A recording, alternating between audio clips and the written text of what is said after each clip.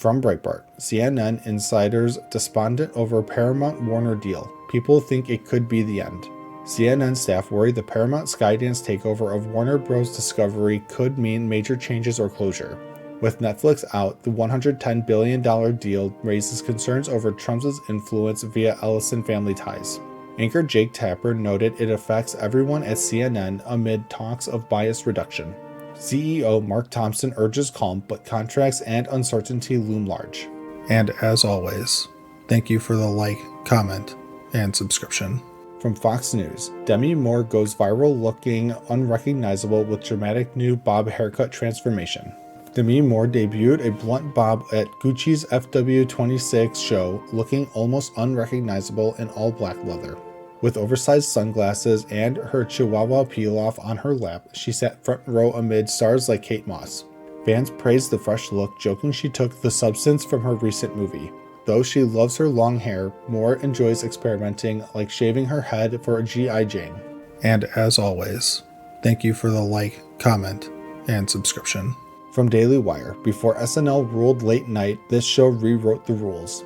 SCTV from 1976 to 1984 featured stars like Martin Short, Catherine O'Hara, John Candy, and Eugene Levy. O'Hara shown in Schitt's Creek, Short in Only Murders, despite recent losses. Candy's iconic roles in Uncle Buck and Planes Trains live on post his 1994 death. Levy's American Pie Dad and mockumentaries highlight SCTV's unmatched talent ratio. And as always, thank you for the like, comment, and subscription. From E! News, Harry Styles makes first red carpet appearance in 3 years at Brit Awards 2026. Harry Styles stunned in a Channel pinstripe suit and mint shirt at the 2026 Brit Awards. He performed Aperture from his upcoming album Kiss All the Time, Disco Occasionally. His last appearance was 2023 Brits, where he won 4 awards for Harry's House. From 1D to solo star, Harry drew inspiration from fan experiences for his new music. And as always, thank you for the like, comment, and subscription.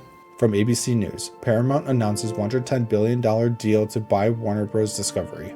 Paramount Skydance acquires Warner Bros. Discovery in a $110 billion deal after Netflix bows out.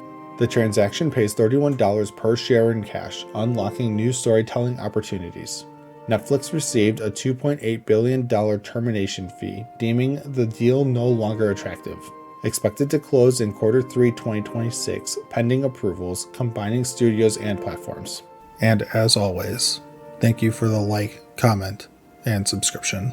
From the Wall Street Journal, Trump's war on Iran threatens to drive up oil prices and inflation. U.S. and Israeli strikes on Iran have disrupted shipping, with tankers diverting from the Persian Gulf and warnings issued by Qatar and the U.S. Navy about unsafe waters. Brent crude is at $72 a barrel, but a prolonged Strait of Hormuz closure, a key route for a fifth of global oil, could push prices to $100, echoing past surges like after Russia's Ukraine invasion. Trump announced broader military objectives, while Iran retaliated with missiles at Israel and U.S. bases, risking wider war and economic fallout. Analysts warn of higher energy costs squeezing consumers, boosting inflation by 0.6 to 0.7 points globally and potentially halting interest rate cuts. And as always, thank you for the like, comment, and subscription. From Time, Trump calls Khomeini's death justice for the people of Iran.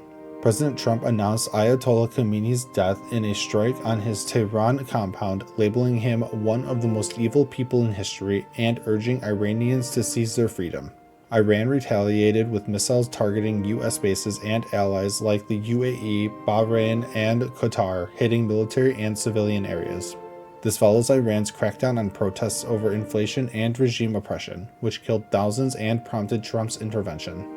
Trump addressed Iranians to stay safe amid bombings and take over their government, emphasizing Iran's nuclear ambitions remain a threat. And as always, thank you for the like, comment, and subscription. From Fox News, Democrats buck party leaders to defend Trump's decisive action on Iran. Democrats like Reps Greg Landsman, Tom Suozzi, Josh Gottheimer, Senators Jackie Rosen, and John Fetterman praised Trump's targeted strikes on Iranian military sites. Meanwhile, Republicans including Reps Warren Davidson, Thomas Massie, and Senator Rand Paul criticized the lack of congressional authorization for the operation. The surprise U.S.-Israeli attacks aimed at Iranian leadership and imminent threats sparking calls for war powers resolutions. Democratic leaders like Hakeem Jeffries and Chuck Schumer condemned the move as reckless, highlighting internal party tensions. And as always, thank you for the like, comment, and subscription. From Breitbart, Democrats voice opposition to Operation Epic Fury. Ilhan Omar calls it reckless abuse of power. Rep. Ilhan Omar called the strikes an illegal war without authorization, putting lives at risk without imminent threat. Leaders Hakeem Jeffries and Chuck Schumer demanded a war powers vote, criticizing Trump's shift from diplomacy to conflict. In contrast, Senator John Fetterman supported the action, saying negotiations failed and it's needed for peace. Trump urged Iranian forces to surrender and the people to take control amid ongoing strikes. And as always, thank you for the like, comment, and subscription. From NPR, Week in Politics. Does Trump have political support for his actions in Iran? NPR's Ron Elving discusses how Trump's call for Iranian overthrow contrasts with recent diplomacy talks in Vienna. Despite preferring diplomacy in his State of the Union, strikes target Iran's missile program amid regime violence against protesters. Support is uncertain. War with Iran wasn't a priority for Trump's base, but hawks back the response to regime crimes. No ground troops planned, but success and regime change goals remain pivotal for the administration. And as always, thank you for the like, comment, and subscription. From Fox Sports, NBA game delayed due to technical malfunction as horn blares for 13 minutes straight. During the Pistons-Cavaliers game, a power surge caused the horn to blare for 13 minutes, delaying play. The scoreboard blacked out, forcing a manual air horn until it restarted after 18 minutes. Pistons won 122-119 in overtime, with Jalen Duren scoring 33 points and 16 rebounds. Cade Cunningham had 25 points before fouling out, in a game that lasted over 3 hours. And as always, thank you for the like, comment, and subscription. From Breitbart, tempers flare between Nuggets and Thunder as Dort is ejected after fouling Jokic. Thunder's Lou Dort was ejected for a flagrant 2 foul on Nuggets' Nikola Jokic, deemed unnecessary and excessive. A scrum ensued, with Jokic and Jalen Williams getting technicals in the heated fourth quarter. Thunder won 127-121 in overtime, amid ongoing physical play from their playoff rivalry. Coaches called for consistent calls, with the team set to meet again soon. And as always, thank you for the like, comment, and subscription. From Outkick, watch, Austin Matthews receives mixed reaction in return to Toronto after Team USA gold. Maple Leafs captain Austin Matthews got a 60-40 boo-to-cheer split from fans upon his post-Olympics return. Team USA's gold win over Canada sparked unhinged reactions from some Canadian fans and media. Honored with Swedish teammates, Matthews' name drew boos, highlighting national rivalry. As USA captain, his gold medal triumph divided his home crowd in Toronto. And as always, thank you for the like, comment, and subscription. From the Associated Press, Evans Boozer helped number 1 Duke beat number 11 Virginia 77-51 to clinch ACC tournament's top seed. Isaiah Evans scored 19 points with 5 3-pointers as Duke crushed Virginia 77-51. Duke shot 12 for 24 from 3, leading 41-26 at halftime. Cameron Boozer added 18 points, 9 rebounds, and 4 assists, drawing fouls effectively. The win secures the top seed for Duke, 27-2, 15-1 ACC, in the tournament. And as always, thank you for the like, comment, and subscription. From TMZ Sports, Usyk vs. Veroshin fight night at Pyramids of Giza, history in sand. Alexander Usyk defends his WBC heavyweight title against kickboxer Rico Verhoeven on May 23rd. The fight at the iconic pyramids marks a first for boxing at this ancient wonder. Usyk returns after knocking out Daniel Dubois, facing Verhoeven's 66-10 kickboxing record. Aired on DAZN, this clash promises excitement with a pyramid backdrop. And as always, thank you for the like, comment, and subscription. From Fox News, bipartisan revolt targets Trump's war powers after massive Iran attack. President Trump's joint strikes with Israel on Iran have sparked a bipartisan revolt in Congress, with lawmakers demanding votes to limit his war powers. Senators like Tim Kaine and Rand Paul are pushing resolutions to curb military actions, calling the strikes a mistake without approval. In the House, reps from both parties, including Thomas Massie and Ro Khanna, are preparing similar measures, backed by leaders like Hakeem Jeffries. Some Republicans may cross the aisle, highlighting constitutional requirements for congressional authorization. From Breitbart, Trump provides update on Operation Epic Fury. Combat operations continue. President Trump described Operation Epic Fury as one of the largest military offensives ever, with U.S. and Israel targeting hundreds of Iranian sites, including Revolutionary Guard facilities and air defenses. The strikes killed Iran's supreme leader Ayatollah Ali Khamenei, whom Trump called responsible for thousands of deaths. Combat operations continue to destroy missile stockpiles. Iran has launched retaliatory strikes on Israel, but Trump aims to prevent nuclear threats to the U.S. and allies. Sadly, 3 U.S. service members were killed and 5 wounded. Trump grieves their sacrifice for this mission. From CNN, Trump launches the regime change effort in Iran that he pledged to avoid. President Trump's second term has seen militaristic moves, but his massive ongoing strikes on Iran alongside Israel mark a push for regime change, despite past promises to avoid it. Trump once criticized regime change in the Middle East as creating terrorist vacuums, and pledged to focus on American interests, not endless wars. His team, including Defense Secretary Hegseth, downplayed regime change recently, but now Trump speaks of freedom for Iranians, contradicting campaign claims of being the peace candidate. Critics highlight old tweets predicting Obama would attack Iran for polls, now ironic amid Trump's declining numbers. From the New York Times, stakes quickly rise for U.S. in war with 3 service members killed. Iran struck a U.S. base in Kuwait, killing 3 service members and wounding others, the first U.S. fatalities since joint U.S.-Israeli strikes began. Retaliatory strikes have killed civilians in Israel and the region. In Iran, over 133 dead. U.S. has hit key targets like missile facilities and Navy ships. Despite killing Iran's supreme leader, Iran fights back with widespread missiles straining U.S. munitions. Reports of civilian deaths, including at a school, are under investigation. Experts question sustainability and post-war control. From Politico, Pentagon offers no evidence to support claim it attacked Iran in defense. The Trump administration claims strikes on Iran stopped an imminent threat, but has provided no evidence to Congress or the public. Briefings lack specifics on threats. Some say it's preventative, not preemptive. No Pentagon briefings post strikes, unlike past practices.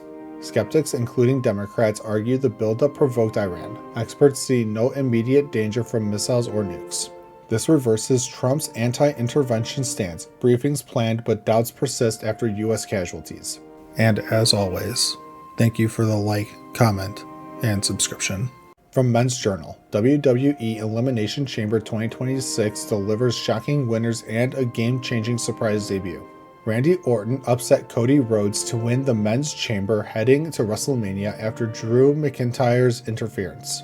CM Punk retained his title against Finn Balor, while AJ Lee made an emotional comeback to beat Becky Lynch for the Women's Intercontinental Championship.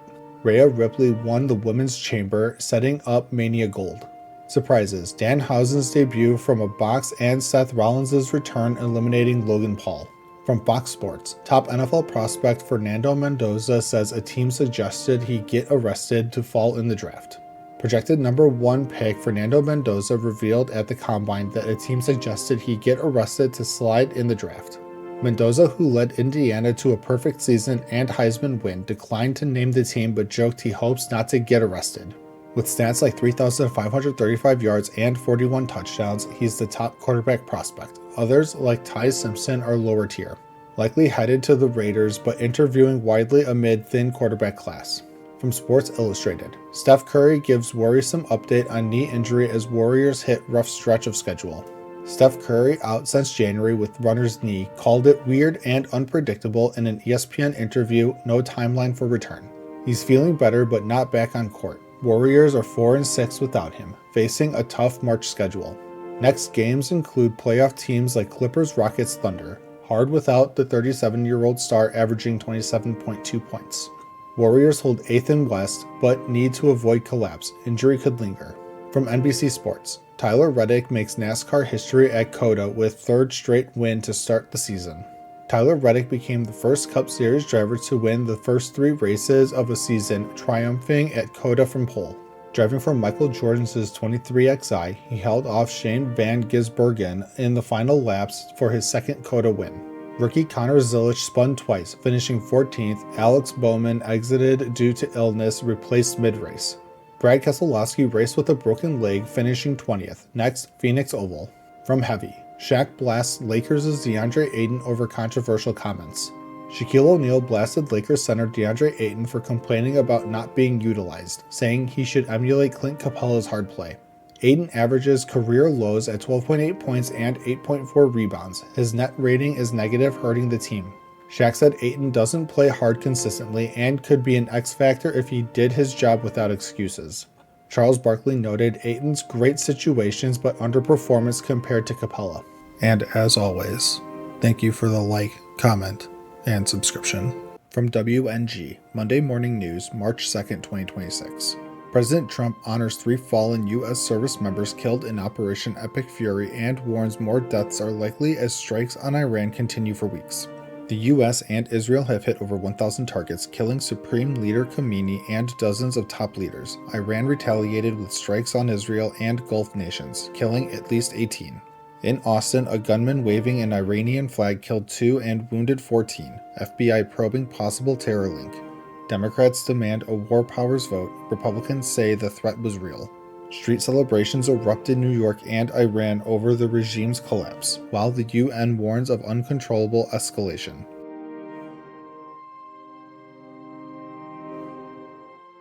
From Understand War, Iran Update Morning Special Report, March 2nd, 2026. Satellite images show bunker buster strikes destroying missile bases near Nahavabad and Yazd, half of Iran's launchers already eliminated.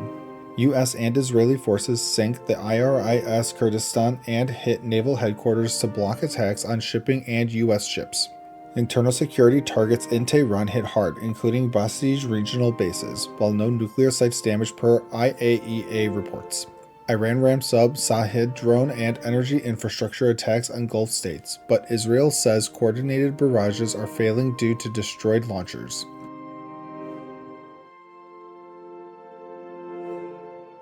From National Catholic Reporter, Congress expected to consider war powers resolution after U.S.-Israel strikes on Iran. Democrats and some Republicans pushed for a swift war powers vote, arguing President Trump needed congressional approval before striking Iran. Legal experts called the strikes a violation of international law, comparing them to the 2003 Iraq invasion and warning of worse consequences. Senator Kaine says no imminent threat existed. Senator Risch praises decisive action against a regime with American blood on its hands. Even allies like the UK initially barred offensive use of their bases, highlighting the debate over legality and long-term strategy.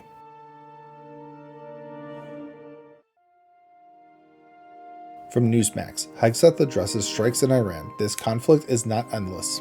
Secretary Hegseth and Joint Chiefs Chairman Kaine hold first briefing. Clear devastating mission, destroy missiles, navy, and nuclear threat. Hegseth stresses this is not regime change or endless war. 47 years of Iranian aggression against America now met with retribution. 4 U.S. troops killed, more expected. Kuwait mistakenly downed 3 American F-15s but crews safe. Operation could last 4 to 5 weeks. World already safer with no endless commitment.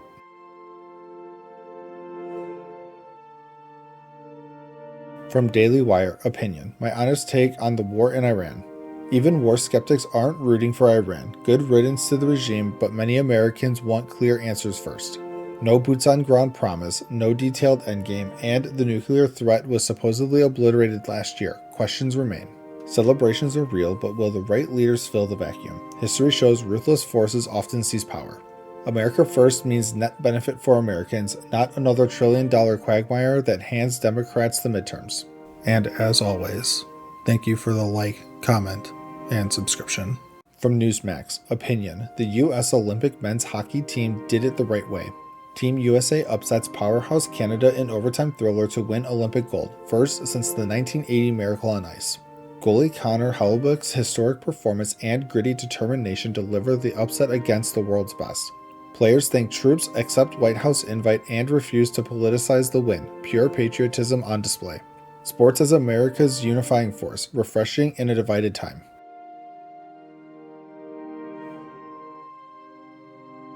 From Fox Sports, Michael Jordan's NASCAR driver makes history with third straight win to start 2026 season.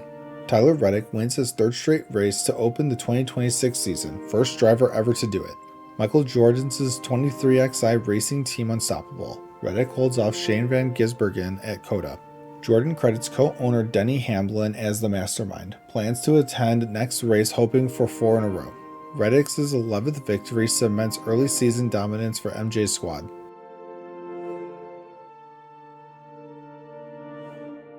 From Sports Illustrated, Alyssa Liu had such an adorable reaction to meeting Daniel Radcliffe at Today Show. Alyssa Liu became a global superstar after her stunning gold medal figure skating win in Milan last month. The 20-year-old has fans everywhere, including Harry Potter himself.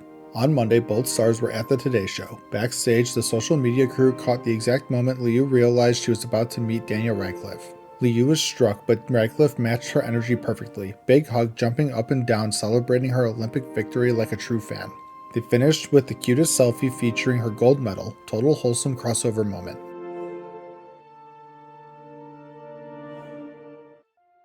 From The Spun, Megan Rapinoe calls out U.S. hockey captain Austin Matthews. The U.S. men's hockey team won gold for the first time since 1980, beating Canada 2-1 in overtime with Jack Hughes scoring the winner. The locker room celebration went viral. They celebrated with FBI Director Kash Patel, who played a phone call from President Trump. The team was seen laughing at a joke about the women's team before heading to D.C. for more festivities. Megan Rapinoe blasted the moment on her podcast, saying the team ruined it for themselves by letting the celebration get co-opted by politics and now look like clowns. She specifically called out team captain Austin Matthews, saying as a leader she would have blocked politicians from the locker room entirely. The team had the medal, but handed the spotlight over.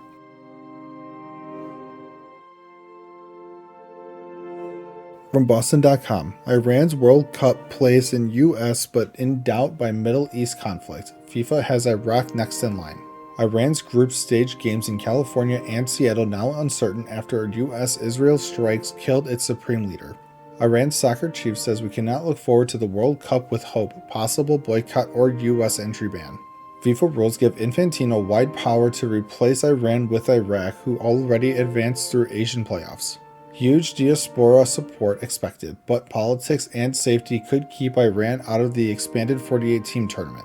And as always, thank you for the like, comment, and subscription. From Reuters, Austria plans to deepen cooperation with Abu Dhabi, minister says. Austria plans to expand economic cooperation with Abu Dhabi following the creation of chemicals giant Baroque Group International, Economic Minister Wolfgang Hartmann-Storfer announced. The joint venture between Abu Dhabi National Oil Company and Austrian energy group OMV is expected to open doors for more trade, supply chains, and business collaborations across the region. Hartmann-Storfer highlighted Austria's successful shift away from Russian gas, falling inflation to 2%, and the push for renewable independence while eyeing more LNG from Norway and the UAE. He stressed Europe must diversify partners after U.S. tariffs and avoid over-reliance on any single source.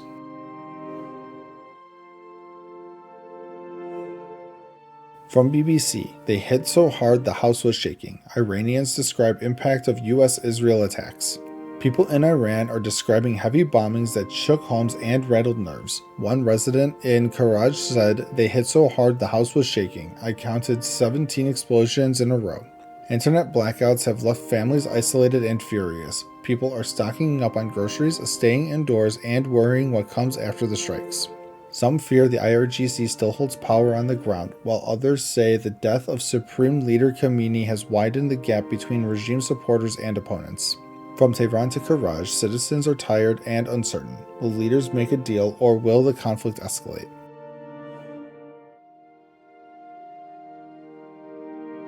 From Fox News, Trump says U.S. mission in Iran is ahead of schedule, vows to easily prevail over regime. President Trump declared the joint U.S.-Israeli mission Operation Epic Fury is ahead of schedule, with many Iranian military leaders eliminated in just 1 hour. He vowed America will easily prevail over the regime, projecting the operation could last 4 to 5 weeks, but stressing U.S. forces have the strongest military in the world. Defense Secretary Pete Hegseth outlined a clear three-part mission focused on leadership targets and missile infrastructure, rejecting comparisons to past Middle East wars. Trump confirmed the campaign is moving rapidly and on America's terms.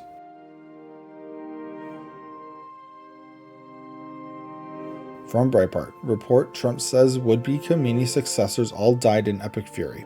President Trump told ABC News that every potential successor to Iran's Supreme Leader Ayatollah Ali Khamenei was killed during Operation Epic Fury.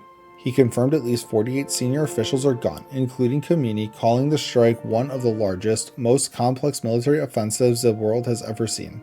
The operation hits hundreds of targets, including Revolutionary Guard sites and 9 ships in minutes. Iran has retaliated against neighbors, drawing condemnation from a Gulf coalition. Trump noted someone in the remaining Iranian government has reached out, but the next leader will be an unexpected name.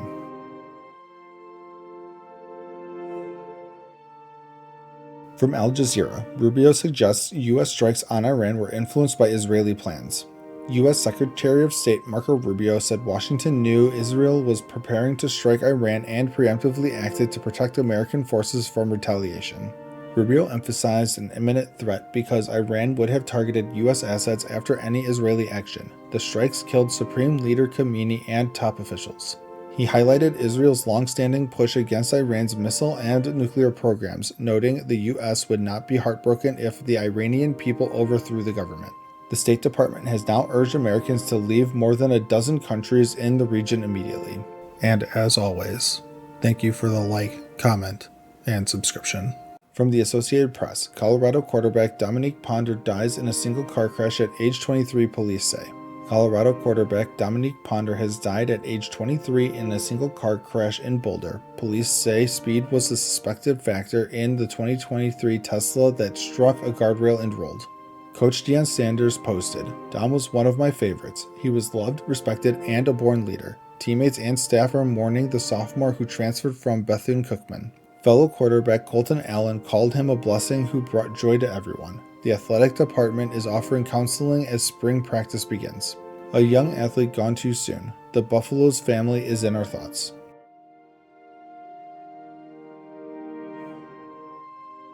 From ESPN, Mark DeRosa sets USA rotation for WBC, Logan Webb to start G1. San Francisco ace Logan Webb will start Game 1 for Team USA against Brazil, manager Mark DeRosa announced. Tarek Skubal takes Game 2, Paul Skenes Game 3 versus Mexico. Captain Aaron Judge called the roster a lot of greatness in the room. Nolan McLean is slated for Game 4 but is battling a cold. DeRosa plans platoon opportunities and lefty-righty balance with exhibition games this week before pool play in Houston. Players are fired up to represent the country and honor military service members who protect their freedom.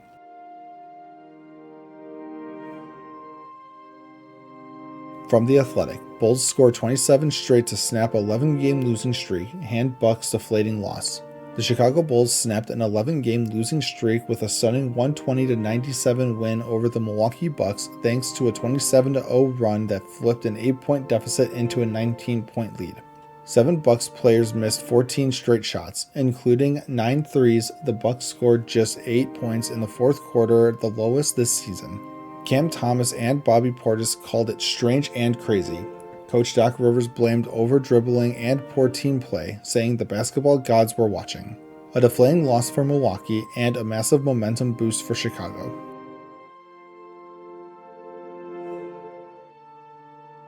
From NCAA, Duke enters March at number 1 in Andy Katz's latest men's basketball Power 37 rankings. Duke is the number 1 seed overall in Andy Katz's latest Power 37 rankings. Arizona, Michigan, and UConn round out the top 4. Florida is right behind UConn for the 4th number 1 seed. Big risers include Texas Tech, Nebraska, and Alabama, while St. John's dropped after a tough loss. Key games this week include the Duke-North Carolina rematch. Miami, Ohio stays perfect at 29-0. Conference tournaments are heating up. Who's your Final Four pick?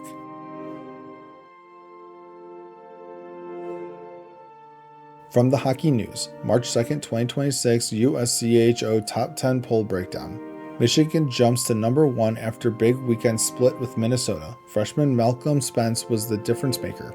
Michigan State drops to number 2 after splitting with Ohio State but clinching a thriller in 13 rounds of shootout on senior night. North Dakota stays number 3, Western Michigan number 4 after their OT clash. Providence rises to number 5 with their first ever outright Hockey East title. Big movers, Denver up to 7, Cornell to 9. Quinnipiac clinched the Cleary Cup but sits at number 8, tournament hockey is next. And as always, thank you for the like, comment, and subscription. From Newsweek, Democrats' odds of flipping GOP Texas Senate seat after James Tallarico win. Breaking in Texas, Democrat James Tallarico just crushed the primary and suddenly Democrats have a nearly 40% shot at flipping a Republican Senate seat. Tallarico beat Jasmine Crockett 53% to 46%. Prediction markets surged from 35% to 39% overnight. $1.1 million already bet on Kelshi. Crockett congratulated him, saying Texas is primed to turn blue. Tallarico fired back, "We're about to take back Texas." No Democrat has won a Texas Senate seat since 1988, but this race just got real. Republicans still favored at 62%, but the map just shook.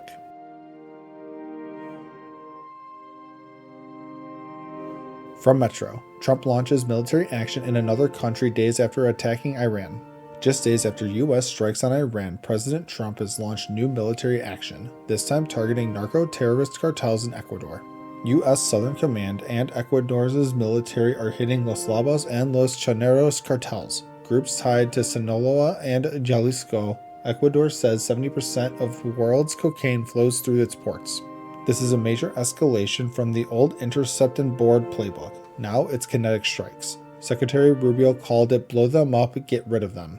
2 countries in 1 week. Legal experts are already questioning international law compliance. This is Trump's new war on narco-terror, and it's just started.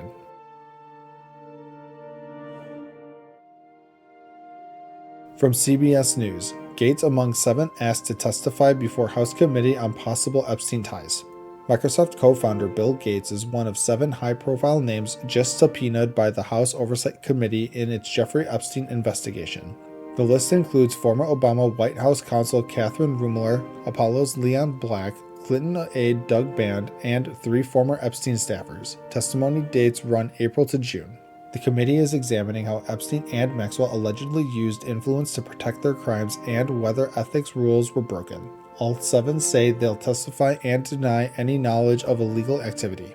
This comes after Congress forced the release of millions of Epstein files. Gates already apologized to his foundation staff for past meetings. The hearings are coming, and they're going to be huge.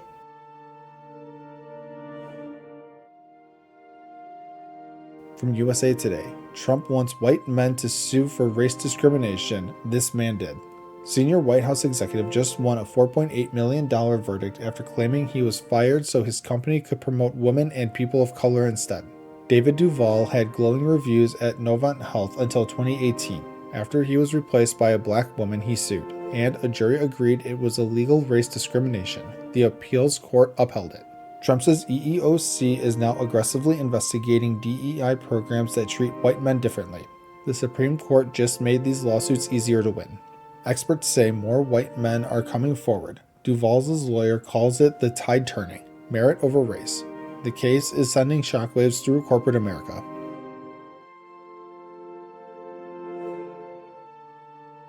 From Salon, DOJ admits to removing nearly 48,000 Epstein files from database, including Trump allegations. The Department of Justice just pulled nearly 48,000 Epstein case files offline, including documents tied to allegations against President Trump. DOJ says they're not deleting anything, just redacting victim info and explicit images before re-uploading. Spokeswoman says the team is working around the clock. Congress members who reviewed the unredacted files say names were hidden. Some Trump-related FBI tips from the 1980s are among the missing pages. Officials promise most files returned by week's end, but it's unclear if every allegation, including those involving Trump, will reappear. The Epstein transparency battle continues. And as always, thank you for the like, comment, and subscription. From the Mirror US, Caitlin Collins leaves Mike Pence stumbling over words as CNN viewers label him pathetic coward. Former Vice President Mike Pence appeared on CNN's The Source with Caitlin Collins, facing heat over Defense Secretary Pete Hegseth's claim that media coverage of U.S. troop deaths is excessive and meant to hurt Trump. Collins pressed, "Do you think those comments were fair?" Pence sidestepped, saying he didn't want to get between the media and the administration. Instead, Pence praised honoring fallen heroes, commended Trump's Dover visit, and expressed pride in U.S. forces fighting for freedom in Iran. The exchange went viral, with many online calling Pence evasive or worse, but he stayed focused on military respect amid the ongoing conflict.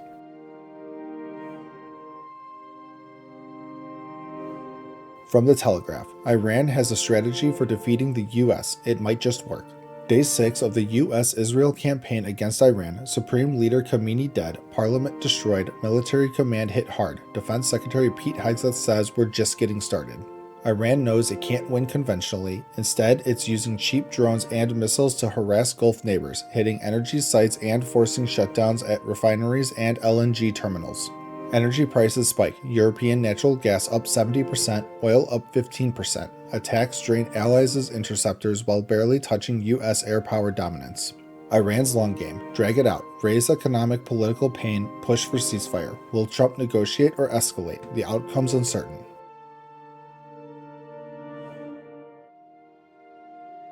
From the Daily Beast, world leader reveals he was stunned by truly uninformed Trump. South African President Cyril Ramaphosa told the New York Times he was shocked by Donald Trump's views during the Oval Office meeting last year.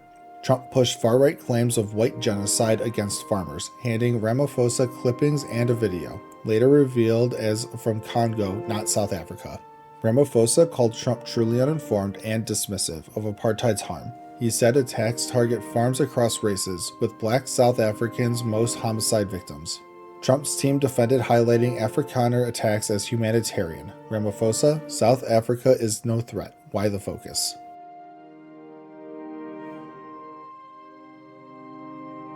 From Esquire, what's wrong with Pete Hegseth? Defense Secretary Pete Hegseth briefed on Operation Epic Fury in Iran. We're punching them while they're down. Not a fair fight, just getting started. From Fox Weekend host to top Pentagon job, Hegseth's style is chest-thumping toughness. Beard, bold words, but critics see fragile masculinity and insecurity. He blasts politically correct wars, yet insists on bold rules. After friendly fire downs U.S. jets, downplays media on casualties to protect Trump image. Love him or not, Hegseth embodies the administration's tough guy vibe. Great hair though, will the bravado hold up?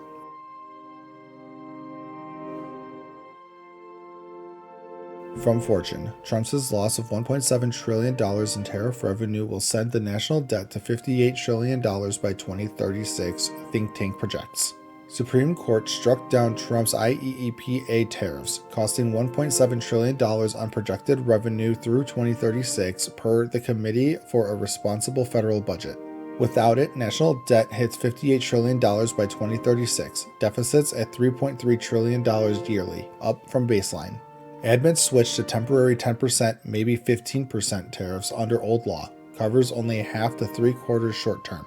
Permanent versions recoups just over half long-term.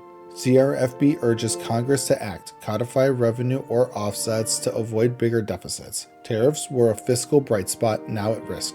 And as always, thank you for the like, comment, and subscription. From HuffPost, Donald Trump gets a spanking on magazine cover after court defeat. The Week magazine just dropped a bold cartoon cover, President Trump getting a spanking from Supreme Court Chief Justice John Roberts. It follows the Supreme Court striking down Trump's sweeping import tariffs, with a federal judge now ordering refunds for companies that paid them. The image is already making waves online as a symbol of the court's recent defeat for the administration. And the next issue shifts focus to the ongoing Iran conflict with a dramatic new cover.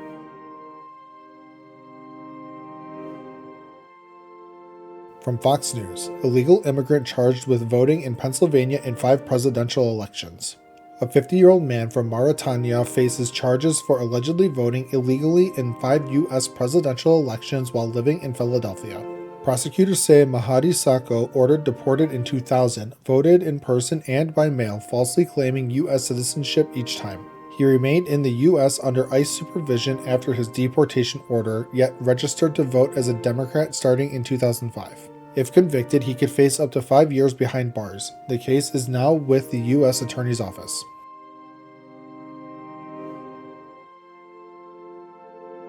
From USA Today, Beyond the Iran War, Trump's no good, very bad day on jobs gas Epstein. President Trump faced tough headlines beyond the Iran war. The February jobs report showed an unexpected loss of 92,000 jobs and unemployment ticking up. Gas prices hit a new high for his terms at $3.32 a gallon, linked to oil shocks from the conflict. Newly released Epstein files included unverified allegations of misconduct involving Trump as a teen, which he has denied. Trump called for unconditional surrender in Iran while blaming prior administration factors for the economic dip.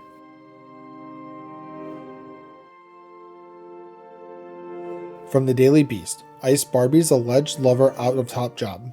Corey Lewandowski, described as former Homeland Security Secretary Kristi Noem's alleged lover, is no longer a senior advisor at DHS. Sources say he acted as her de facto chief of staff, controlling operations until his departure this week. Their relationship, long rumored in Washington, drew attention after reports of shared flights and internal firings. Republican Senator Markwayne Mullin is expected to take over the department if confirmed.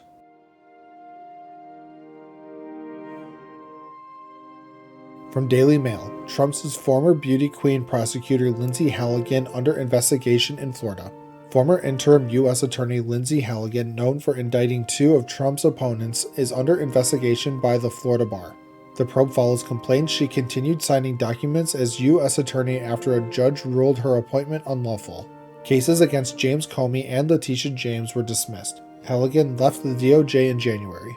The investigation could lead to disciplinary action, though it may take years to resolve.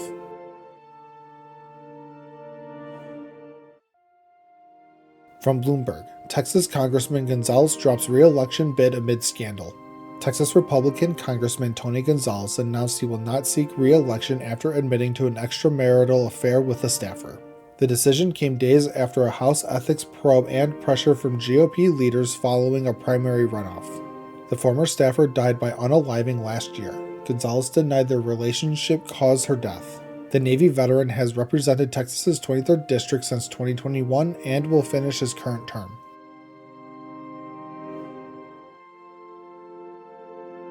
From Raw Story, Epstein was named in major DOJ probe until Trump shut it down, report. A 2015 DEA investigation into Jeffrey Epstein for alleged money laundering, drug smuggling, and sex trafficking was part of a larger organized crime probe. The case involved Epstein and 12 associates. Sources say an informant linked him to club drugs and a prostitution ring. The task force was defunded and shut down in 2025 under the Trump administration as part of government cuts. At least 8 agencies had been tracking Epstein's finances and connections for years.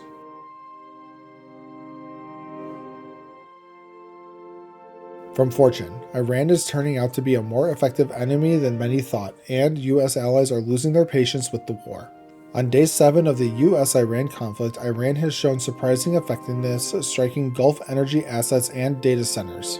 Gulf allies like Qatar warned the war risks shutting down energy exports and pushing oil to $150 a barrel. Business leaders in Dubai are openly questioning the decision to involve the region. Global markets are feeling the strain, with canceled flights and rising energy prices worldwide.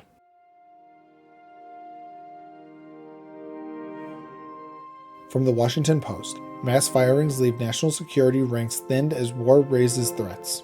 Recent FBI firings under Director Kash Patel removed roughly a dozen agents, including Iran and proxy threat specialists. The cuts come as the U.S. is actively engaged in conflict with Iran, stretching domestic threat monitoring. A quarter of FBI agents are now on immigration duties, and source networks built over years have been lost. Officials warn the thinner bench of experienced national security personnel could impact threat response at a critical time.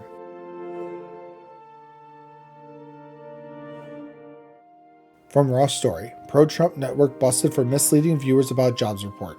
Newsmax hosts were caught reading a script claiming the economy added 92,000 jobs in February until the co-host corrected it live.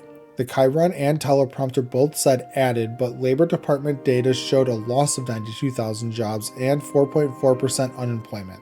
Co-host Rob Finnerty jumped in. Actually, we lost 92,000 jobs. The moment quickly spread online.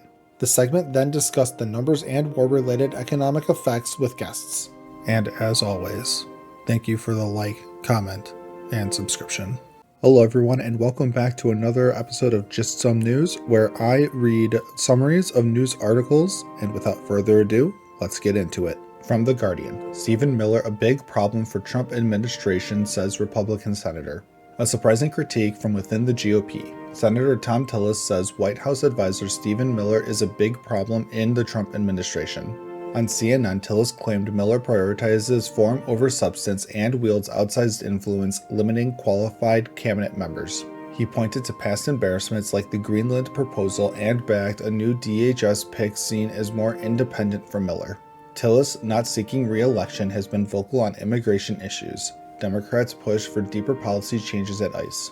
From Alternate, Jared Kushner has some explaining to do, opinion. Jared Kushner, with deep family ties to Benjamin Netanyahu, led U.S.-Iran nuclear negotiations right before major U.S.-Israeli strikes. Talks in Geneva wrapped with mediators saying a deal was close. Iran reportedly made big concessions. Just days later, bombs fell on Iran's leadership gathering, possibly enabled by the talks' timing. Diplomats now call it a potential ruse. The piece draws parallels to past U.S. diplomacy controversies and calls for congressional answers on whether talks were genuine or a setup. From the Associated Press, Trump's roaring economy meets a rough start to 2026, what the latest numbers show.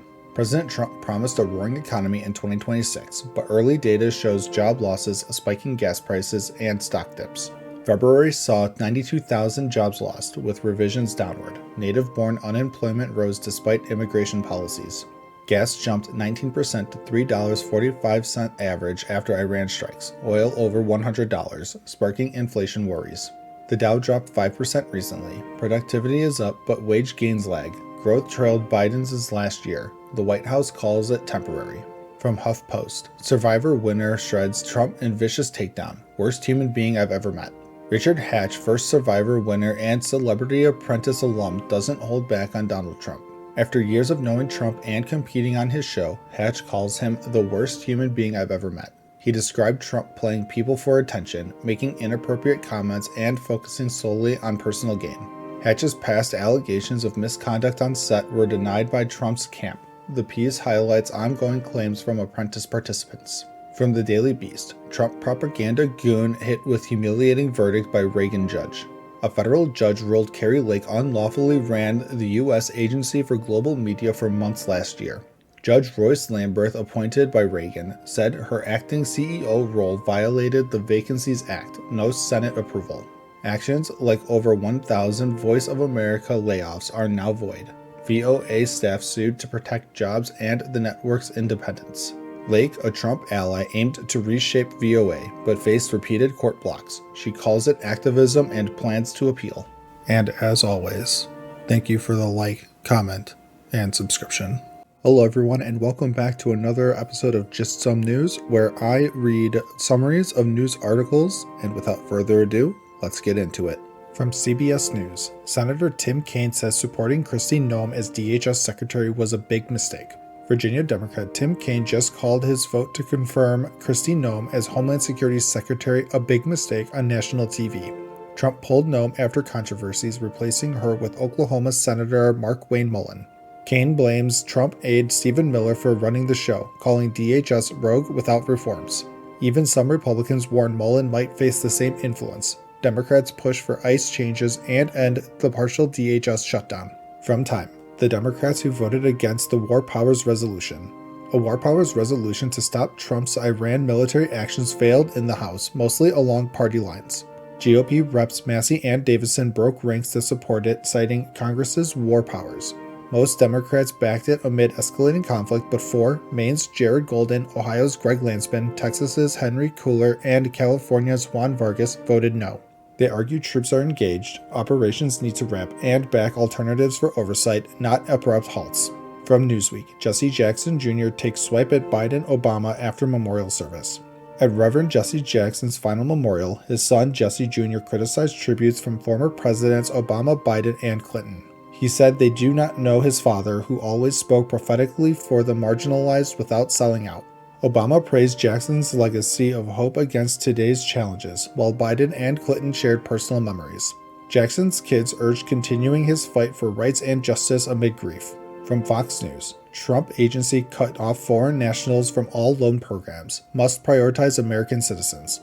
Trump's Small Business Administration, led by Kelly Loeffler, now blocks foreign nationals from all its loan and bond programs. This expands earlier rules banning partial foreign ownership in core loans like 7A and 504.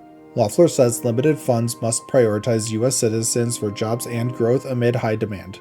It follows citizenship checks and moving offices from sanctuary cities affects a small portion of loans. From USA Today, Rio Grande rage. Why are Texans just saying no to Trump's border wall? In remote Big Bend National Park, locals, tourists, and even Republicans oppose Trump's new border wall plans. Business owners fear lost tourism in this pristine wilderness, with petitions hitting 40,000 signatures fast. The area sees few illegal crossings due to rugged terrain, but wall waivers skip environmental reviews. From wedding photographers to ranchers, they say use tech instead. It's sacred land for all. From MSNBC, Trump's bragging about the economy doesn't match reality, and Americans notice. Trump boasts record job stock highs and falling prices, but fresh data tells a different story. Polls show low approval on cost of living even among Republicans. Tariffs and Iran strikes hit oil and markets. Recent jobs fell sharply, erasing gains. Gas prices rose post-conflict. Many feel the pinch despite White House spin. Base holds, but broader voters notice. From Newsweek, Donald Trump suffers legal blow over deportation appeals. A federal judge halted Trump's policy for quick dismissals of migrant deportation appeals. It aimed to cut backlogs but skipped required public comment rulemaking. Judge says due process demands notice and comment.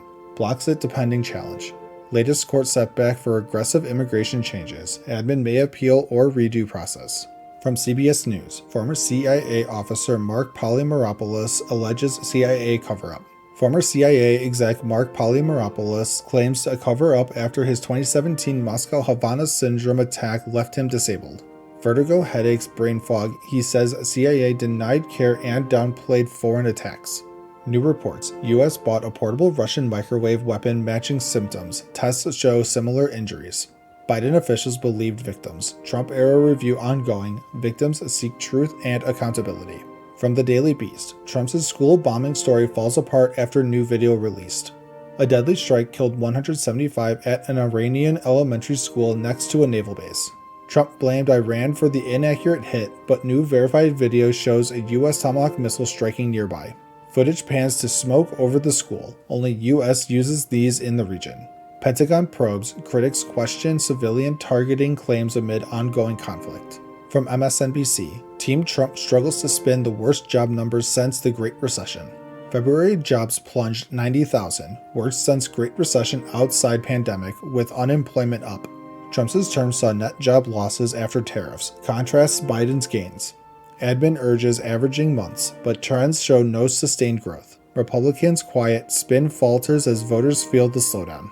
And as always, thank you for the like, comment, and subscription. Hello everyone, and welcome back to another episode of Just Some News, where I read summaries of news articles, and without further ado, let's get into it. From Newsweek, Donald Trump's approval rating hits new second-term low. A fresh Quinnipiac University poll from early March 2026 reveals President Trump's job approval at 37%, with 57% disapproving, his lowest net rating of -20 in his second term.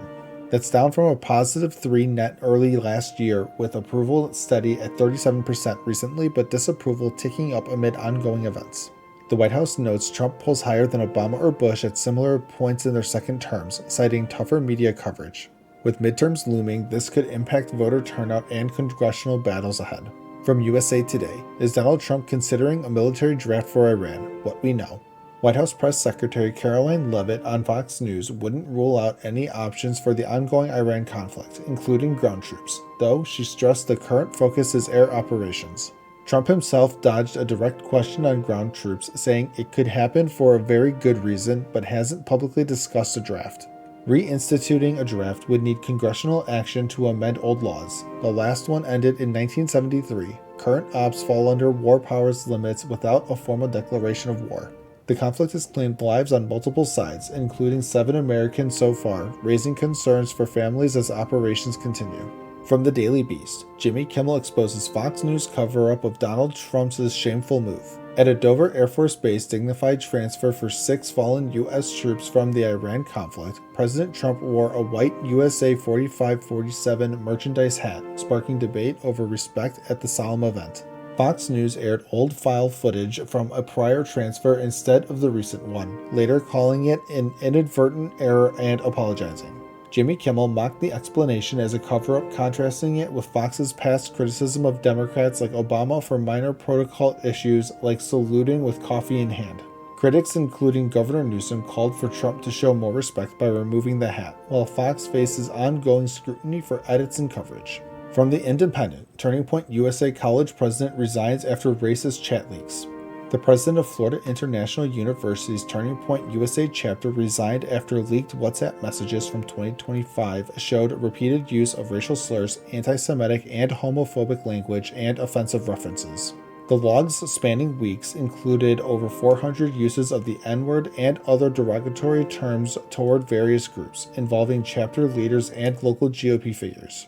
The chapter announced the resignation, leadership turnover, and focus on their mission of constructive dialogue while condemning the content. Local Republicans called for resignations from involved members, with ongoing party and university investigations into the scandal. From Fox News, Mamdani sparks viral outrage over dinner photo with Mahmoud Khalil inside Gracie Mansion. Disgraceful. New York City Mayor Zohran Mamdani posted a photo hosting anti-Israel activist Mahmoud Khalil and his family for a Ramadan iftar at Gracie Mansion, marking 1 year since Khalil's detention. Mamdani called Khalil a New Yorker who belongs in the city. Khalil faced deportation under the Trump admin over alleged Hamas support ties from Colombia protests. Critics erupted online, calling it disgraceful, citing Khalil's past statements and reports of Mamdani's wife liking October 7th related posts, labeling it as hosting terrorism sympathizers. The post drew millions of views and sharp rebukes from Jewish groups and officials amid recent local incidents investigated as terrorism inspired. And as always, thank you for the like, comment, and subscription. Hello everyone, and welcome back to another episode of Just Some News, where I read summaries of news articles, and without further ado, let's get into it. From the Daily Caller, Republican wins upset in Deep Blue seat after Muslim Democrat busted for racist tweets. In a stunning upset, Republican Jeannie LaCroix just won a special election for Prince William County Board of Supervisors in heavily Democratic Northern Virginia. She beat Democrat Muhammad Sufyan Qasim, who faced backlash over old racist, misogynistic, and anti-Semitic social media posts from over a decade ago. Qasim apologized, calling it foolish youthful behavior, but a split Democratic vote, including a late write-in, helped LaCroix pull ahead with 44%. This rare flip from blue to red comes in a county Kamala Harris won big in 2024. From Forbes, Trump approval rating still low but mostly unchanged despite unpopular Iran strikes. President Trump's approval rating remains low, hovering around 40% in recent polls even after controversial U.S. military strikes on Iran. Multiple surveys showed disapproval in the mid-50s to 60s, with many opposing the Iran action and saying it needed Congress approval. Support for the strikes is below 50%, lower than most past U.S. interventions, yet his overall numbers haven't dropped much further. Criticism focuses on immigration, economy, and foreign policy, keeping his average second-term approval at about 41%. From The Hill, Democrats flip New Hampshire House seat in special election. Democrats just flipped a New Hampshire State House seat in a special election, adding to their recent special election momentum. Democrat Bobby Boudman defeated Republican Dale Fincher in Carroll County District 7. This is a district Donald Trump carried by 9 points in 2024, making the flip especially notable. While it doesn't shift the Republican trifecta, it signals growing Democratic energy heading into midterms. From Fox Business, federal court terminates Biden-era student loan plan affecting millions nationwide. A federal appeals court has finalized the end of the Biden-era Save Student Loan Repayment Plan. It lowered payments and prevented interest buildup for millions, but a Republican-led challenge succeeded. Over 7 million borrowers must switch to alternatives like IBR or the upcoming RAP plan starting in 2026. Those in PSLF should check eligibility to reclaim frozen progress. From The Independent, new statue of Trump and Epstein is placed on National Mall. A new protest statue on the National Mall shows President Trump and Jeffrey Epstein in the iconic Titanic King of the World pose.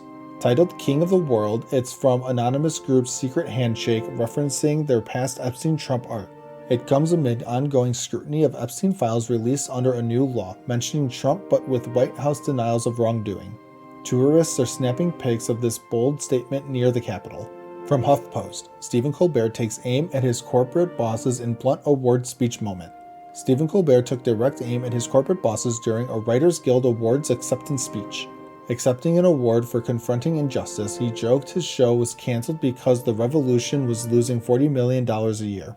He tied the cancellation to Paramount's merger approval just days later, adding that the Revolution might go to Substack. His final Late Show episode is set for May 21st, classic Colbert shade in full force. From the Daily Beast, Democrat comes top in Marjorie Taylor Greene race in shock election twist. In a jaw-dropping result, Democrat Sean Harris finished first in the special election to replace Marjorie Taylor Greene in Georgia's deep red 14th district. Harris, a retired brigadier general and cattle farmer, will face Trump-endorsed Republican Clay Fuller in an April 7th runoff. Trump won this district by 37 points in 2024, but a crowded 17-candidate field split the GOP vote dramatically. Republicans now face a tense month to consolidate support while holding a razor-thin House majority. From USA Today, people feel betrayed. Joe Rogan slams Trump's insane Iran war. Joe Rogan, who endorsed Donald Trump in 2024, now says the Iran war has left many feeling betrayed. On his top-ranked podcast, Rogan called the conflict insane, pointing out Trump campaigned on ending senseless wars. He questioned the nuclear reasons for the strikes, echoing frustration from other MAGA figures like Tucker Carlson.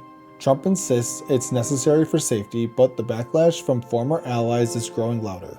From LGBTQ Nation, GOP members of Congress are stepping down in droves. Dems say they see the writing on the wall. A historic wave of Republican House members are retiring or not seeking re-election, the most since at least 1930. 35 Republicans so far, including long-timer Darrell Issa, surpassing numbers from Trump's first term when Democrats flipped the House. Democrats argue many are jumping ship to avoid expected midterm losses amid low approvals and Iran war backlash. With infighting and frustration over party direction, the House could see major turnover this November. From The Independent, U.S. military spent $9 million on crab legs and lobster in September. The Pentagon Under Secretary Pete Hegseth spent $93 billion in September alone, including $9 million on crab legs and lobster. Add $15 million on ribeye steak, ice cream machines, iPads, grand pianos, and high-end furniture. Watchdogs call it use it or lose it year-end spending amid the Iran war's high cost and snap cuts for Americans. Critics, including Dems, demand investigations into the luxury amid taxpayer struggles. And as always, thank you for the like, comment, and subscription. Hello everyone, and welcome back to another episode of Just Some News, where I read summaries of news articles, and without further ado, let's get into it. From Newsweek, Trump's approval rating hits new low on two major issues. A fresh NPR PBS News Marist poll shows President Trump's approval on immigration and the economy hitting second-term lows. Only 35% approve of his economic handling, with 58% disapproving, a net minus 23. Immigration sits at 40% approve, 57% disapprove. Overall job approval, 38% approve, 57% disapprove, net minus 19. 61% say the country's on the wrong track. With midterms looming, Democrats lead generic ballots 53 to 44. Polls highlight voter concerns over direction, economy, and election confidence. From Raw Story, Trump given notice by MS Now that it's all falling apart. Axios co-founder Jim Vandehey says Trump appears detached from mounting crisis dragging down Republicans. An unpopular Iran war, Epstein files shadows, and awful polls have the president on the ropes per Vandehey. Republicans are frustrated Trump seems indifferent to midterm races. He's focused on executive power over lawmaking. Polls look bad top to bottom. Enthusiasm surges for Democrats in key states like Texas, threatening House and possibly Senate losses. From The Telegraph, Trump tells lies, says BBC's Jeremy Bowen. BBC international editor Jeremy Bowen delivered an 11-minute on-air essay calling President Trump a liar for claims in the Iran war. Bowen highlighted Trump's suggestion Iran fired a Tomahawk missile at a girls' school. Iran lacks Tomahawks. He warned Trump is making it up as he goes along. Lacking coherent strategy and starting wars is easier than ending them. This comes as Trump sues the BBC for $5 billion over a past edit. Bowen previously used lie for Trump's Zelensky claims, calling it liberating.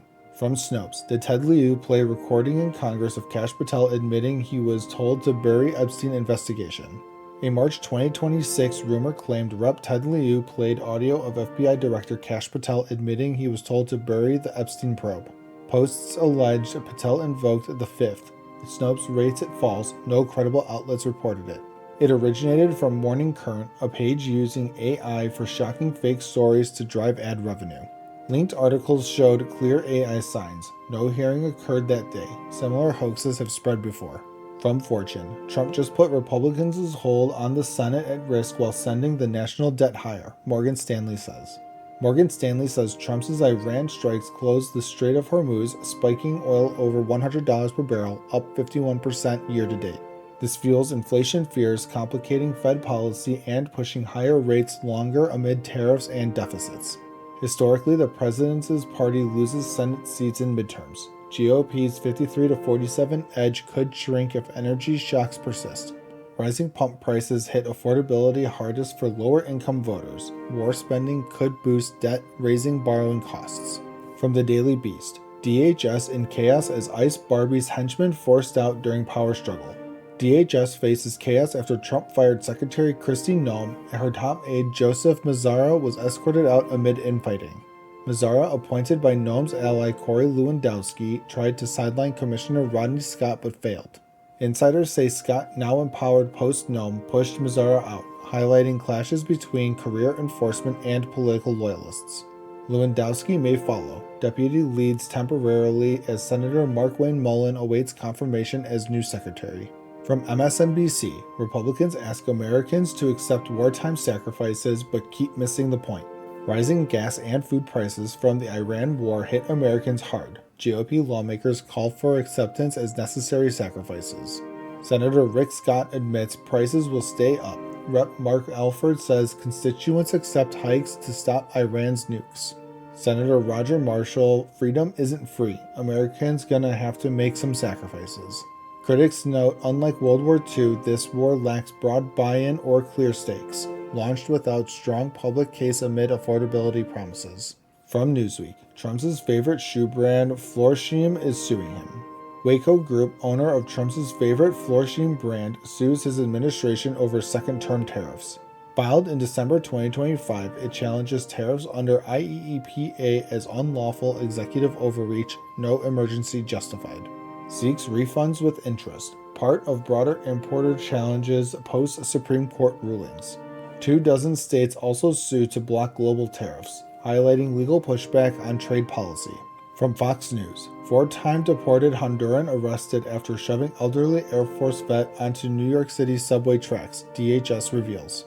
DHS says ICE lodged a detainer on Brian Posada Hernandez, 34, from Honduras, 4 times deported, after he allegedly shoved 2 men onto tracks. Victims include an 83-year-old Air Force veteran in critical condition. The other had minor injuries.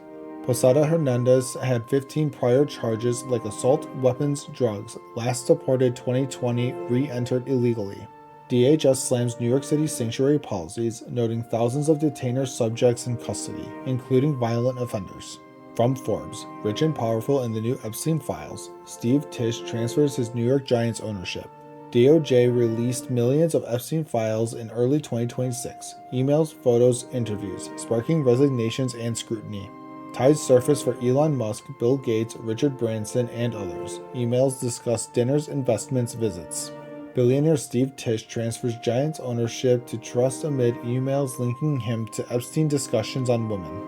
Fallout includes resignations, arrests abroad, and unverified allegations. DOJ notes possible fakes, many deny wrongdoing.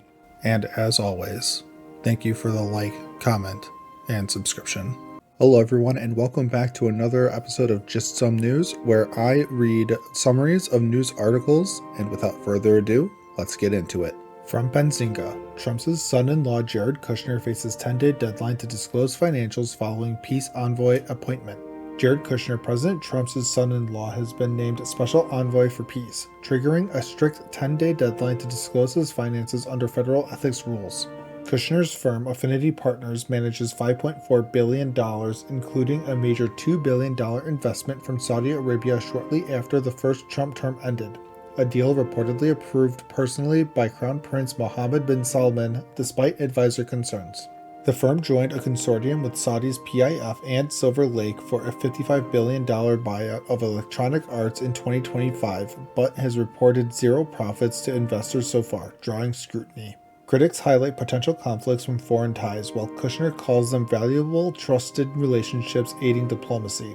The disclosure could reveal more about his multi-billion-dollar operations. From Harper's Bazaar, Kansas stripped trans citizens of their driver's licenses. Here's what happened next. In Kansas, Senate Bill 244 has invalidated driver's licenses and birth certificates with updated gender markers for trans people, forcing them to revert to sex assigned at birth, a first-of-its-kind move passed over the governor's veto. Trans residents received sudden letters declaring licenses invalid immediately, with no grace period, risking jail for driving, while some portals still show them as valid, creating confusion and forcing reliance on rides or coming out to coworkers. The law also bans trans people from public restrooms, matching their identity in government buildings, and allows $1,000 citizen lawsuits against those aggrieved by encounters, sparking fear, anger, and plans to leave the state. Supporters cite protecting women and girls. Critics call it cruel overreach with no safety gain, arguing it erodes civic participation for all if IDs can be stripped overnight. Many trans Kansans feel there's no winning this test. From The Telegraph, panic-stricken markets are losing faith in Donald Trump. Oil traders describe the market as broken amid the U.S.-Iran conflict, with prices swinging widely, from near $120 a barrel to below $90 in a single day, the biggest dollar swing ever recorded. Iran's closure of the Strait of Hormuz has caused the largest supply shock in history, per the IEA, disrupting a fifth of global oil. But Trump's hourly shifting statements on the war's progress are fueling extreme volatility.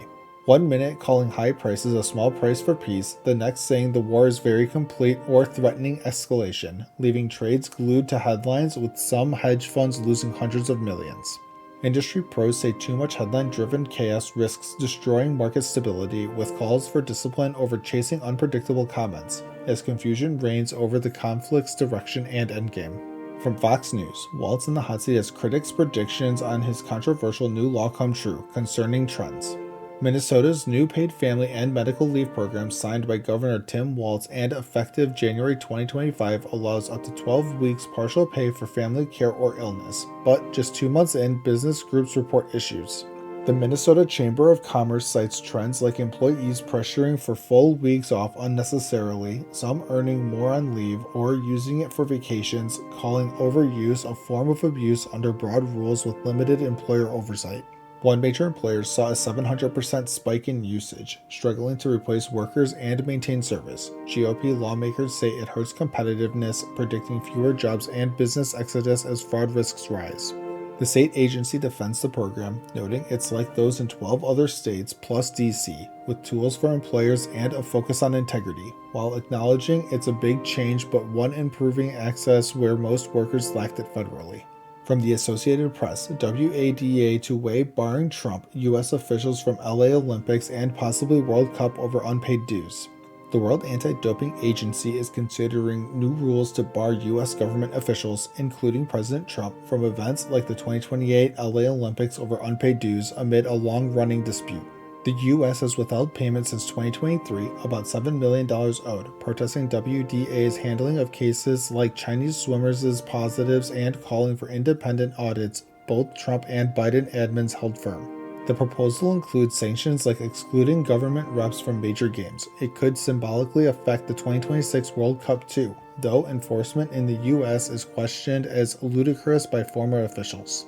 WADA says it's about protecting funding for clean sport and athletes. The U.S. demands accountability and transparency first. Timing remains unclear, with no retroactivity mentioned for upcoming events. And as always, thank you for the like, comment, and subscription.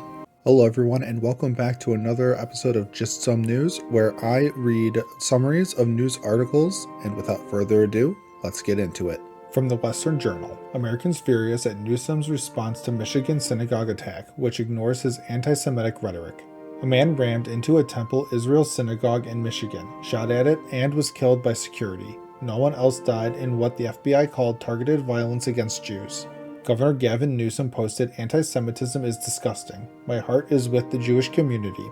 He vowed California would help keep Jewish communities safe. Critics slammed him for hypocrisy, pointing to his recent podcast comments calling Israel's leadership an apartheid state, a term many see as an anti-Semitic trope. The attack highlights rising anti-Semitism concerns, with some saying politicians' words matter. Newsom's team called past talks constructive. From Alternate, ex-Bush aide tears into sickening Trump admin. Former Bush strategist Steve Schmidt unleashed on Trump's admin, calling it barbaric and rotten in a scathing Substack post. He slammed Secretary of State Marco Rubio for appearing with Proud Boys linked Enrique Tarrio, saying it exposes rot in character and could lead to millions of deaths from aid cuts. Schmidt called Defense Secretary Pete Hegseth a moral disgrace, criticized Vice President J.D. Vance for past Trump comparisons to Hitler, and hit Trump over Epstein ties and alleged assault claims. He warned of reckless Iran policy with no real planning. Schmidt urges Americans not to rely on billionaires or a corrupt system. From USA Today, Democratic doctors run for Congress to challenge Trump RFK Jr. Frustrated by Medicaid cuts, health policy shifts, and anti-science moves, Democratic doctors and scientists are running for Congress. 1 year into RFK Jr. as HHS Secretary and the Make America Healthy Again push, candidates like ER Doc Thomas Fisher cite chaos in hospitals from policy changes. They're targeting vaccine tweaks, autism claims, dietary guidelines, and cuts to programs. Groups like 314 Action recruit them for credibility and evidence-based pushback. From rural Medicaid docs to ex-federal workers, they aim to restore science and policy. Republicans defend reforms as fixing a broken system. From Fortune, Americans are demanding refunds from the $180 billion in tariffs they paid for, and they're suing companies like Costco to make it happen. After Supreme Court struck down Trump's IEEPA tariffs, about $180 billion in import taxes could be refunded to companies. Consumers paid higher prices. Studies show up to 90% passed on by importers, boosting inflation. Now they're suing retailers like Costco for their share. A class action claims Costco hiked prices on tariffed goods and would double dip by keeping refunds. Similar suits hit sunglasses makers and FedEx. Some companies like Cards Against Humanity promise full pass-through, but refunds could take 12 to 18 months with interest piling up in Treasury. From Newsweek, GOP senator issues warning to Trump after fresh legal blow. Senator Tom Tillis warned the Trump admin after a judge quashed subpoenas against Fed Chair Jerome Powell. The DOJ probe targeted Powell over Fed building renovations, but Judge Boasberg called it pretextual pressure to lower rates or resign. Tillis says appealing delays Kevin Warsh's confirmation as new Fed chair, calling the investigation frivolous and an attack on independence. U.S. Attorney Jeanine Pirro vowed to appeal, defending the probe. Powell cited broader threats to Fed autonomy. From The Telegraph, embarrassing, Hegseth could be war's first political casualty. As U.S. wages war on Iran, Defense Secretary Pete Hegseth became its outspoken face, vowing death and destruction and crushing the enemy. He renamed it Department of War and hyped successes, but contrasts with Trump's more measured, war very complete comments raise questions. Critics call his style performance art and embarrassing compared to calmer military leaders. SNL mocks him as aggressive. With unpopular war, civilian strike probes ahead, and fast-paced firings like Kristi Noem, Hegseth's fate ties to outcomes, and Trump support. From The Hill, judge rules Trump administration unlawfully refused to request CFPB funding. A federal judge ruled the Trump admin unlawfully refused to request funding for the Consumer Financial Protection Bureau from the Fed. Acting Director Russ Vought claimed no combined earnings existed under a narrow definition, but Judge Davila rejected that, ordering funding requests continue. CFPB post-2008 creation gets Fed transfers. This echoes prior rulings. Government says profitability returned anyway. Conservatives target CFPB as unaccountable. Multiple lawsuits challenge efforts to curb it. From the Daily Beast, Pentagon Pete shredded for nonsense claim about oil showdown. Defense Secretary Pete Hegseth faced backlash for downplaying Strait of Hormuz disruptions amid Iran war. Shipping nearly halted as Iran targeted vessels, spiking global oil prices and U.S. gas costs. Hegseth said, "The only thing prohibiting transit is Iran shooting at shipping. Otherwise it's open." Critics mocked it as obvious and tone-deaf. He insisted U.S. plans exist and Iran shows desperation, but admitted escorts delayed. Public worry grows over energy impacts. From Raw Story, Trump may face LA Olympics ban report. World Anti-Doping Agency may restrict U.S. officials, including President Trump, from 2028 LA Olympics over unpaid dues. Tensions stem from U.S. withholding funds since 2020, protesting WADA's handling of doping cases like Chinese swimmers. Proposal on next week's agenda could limit government reps from non-paying nations, though symbolic as it's on U.S. soil. White House vows to demand WADA accountability. Similar talks ongoing for years. From Alternate, defeat mounts as another judge tramples Trump's shameful attack on federal workers. A Rhode Island judge ordered the Trump admin to restore a union contract for over 300 VA workers. Judge Melissa DuBose called termination retaliatory, violating First Amendment motivated by union opposition to labor changes. She cited Trump's executive order framing unions as warring on his agenda and VA leaders' anti-union focus. Reinstatement prevents membership losses during lawsuit. Union hailed it as overcoming shameful silencing attempts. And as always, thank you for the like, comment, and subscription. Hello everyone, and welcome back to another episode of Just Some News, where I read summaries of news articles, and without further ado, let's get into it. From the Associated Press, 2 weeks into war with Iran, Trump has been knocked back on his political heels. 2 weeks into U.S.-Israel strikes on Iran, President Trump faces growing political heat. American debts, skyrocketing oil prices, and tanking markets have left many questioning the war's start and endgame, even some supporters. Iran's threats to close the Strait of Hormuz disrupt global oil, while Trump eases Russian sanctions, boosting Putin amid Ukraine tensions. Democrats unite in opposition, eyeing midterm gains as Trump's poll numbers dip and his base splits. From Fox News, protesters torched Communist Party HQ in Cuba as video appears to capture gunfire. Dramatic videos from Moron, Cuba show protesters setting fire to a Communist Party headquarters chanting Libertad. Footage captures apparent gunfire, a man collapsing, and screams of "they shot him" amid blackouts, shortages, and economic crisis. State media denies injuries from police fire, blames vandalism, and reports 5 arrests. U.S. sanctions and power failures fuel the unrest. Small protests spread as talks with Trump admin are confirmed. Tensions rise on the island.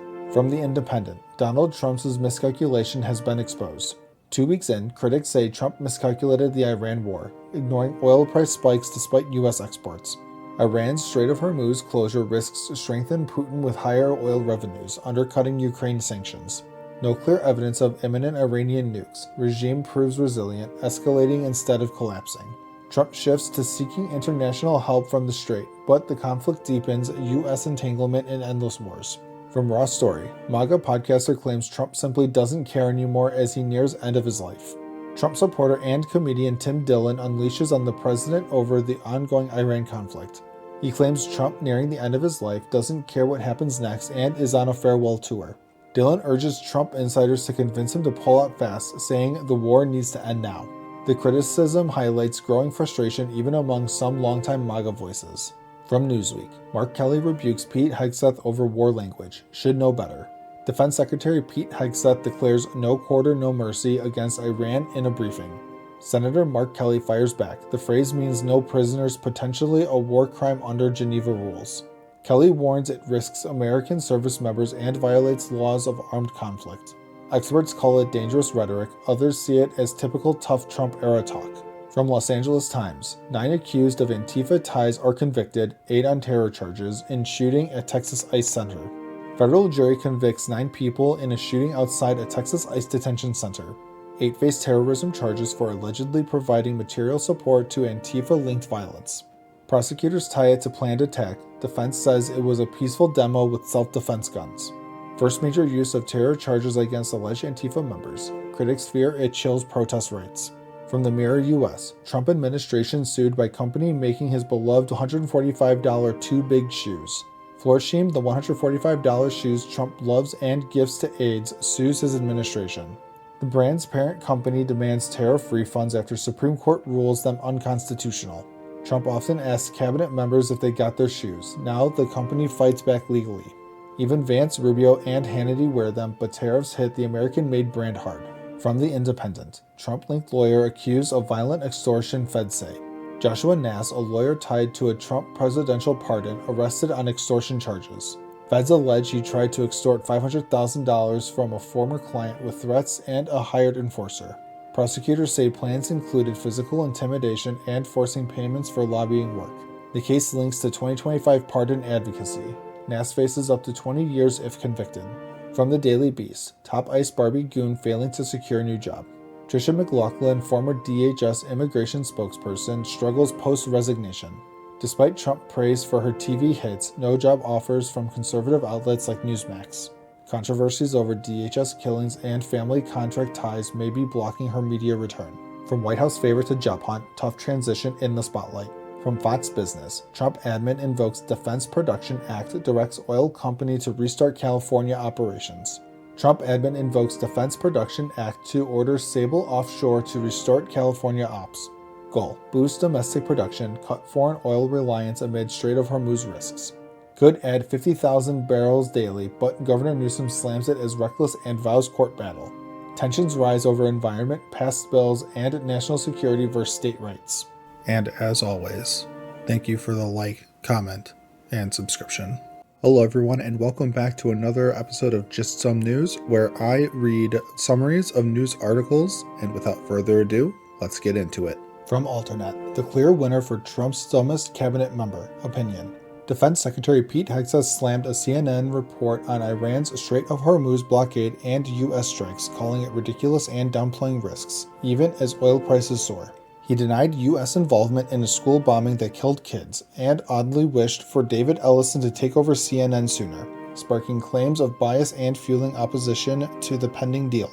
Critics say his comments ignore evidence, dismiss civilian deaths, and show he's out of depth, prioritizing cheerleading over facts amid a controversial war. One briefing, multiple missteps, raising big questions about leadership in a high-stakes conflict. From BuzzFeed, good point, people are praising the CNN commentator's response to the U.S. spending billions on war with Iran. CNN's Leigh McGowan went viral calling out U.S. war spending on Iran, $16.5 billion in 12 days with American and Iranian lives lost. She compared it to 68,000 annual U.S. deaths from lack of health insurance, asking why bomb abroad when we could save lives at home with that money. Viewers agreed online. America first should mean prioritizing citizens over foreign wars, especially with rising costs hitting wallets. The clip hit 1.5 million views, sparking debate on where taxpayer dollars should really go. From Politico, we're going to have a problem. Republicans want Trump to move on from 2020. Many Republicans are urging President Trump to shift focus from 2020 election claims ahead of midterms. Party chairs and strategists worry relitigating stolen election grievances distracts from economic wins and alienates moderates who want forward-looking messages. Trump pushes probes, subpoenas, and the SAVE Act for voter rules, but polling shows voters care more about cost of living, now worsened by war-driven gas hikes. Some GOP fear it could hurt in generals, like past democracy-focused campaigns that didn't sway swing voters. From Newsweek, college Republican chapter disbanded over Nazi picture.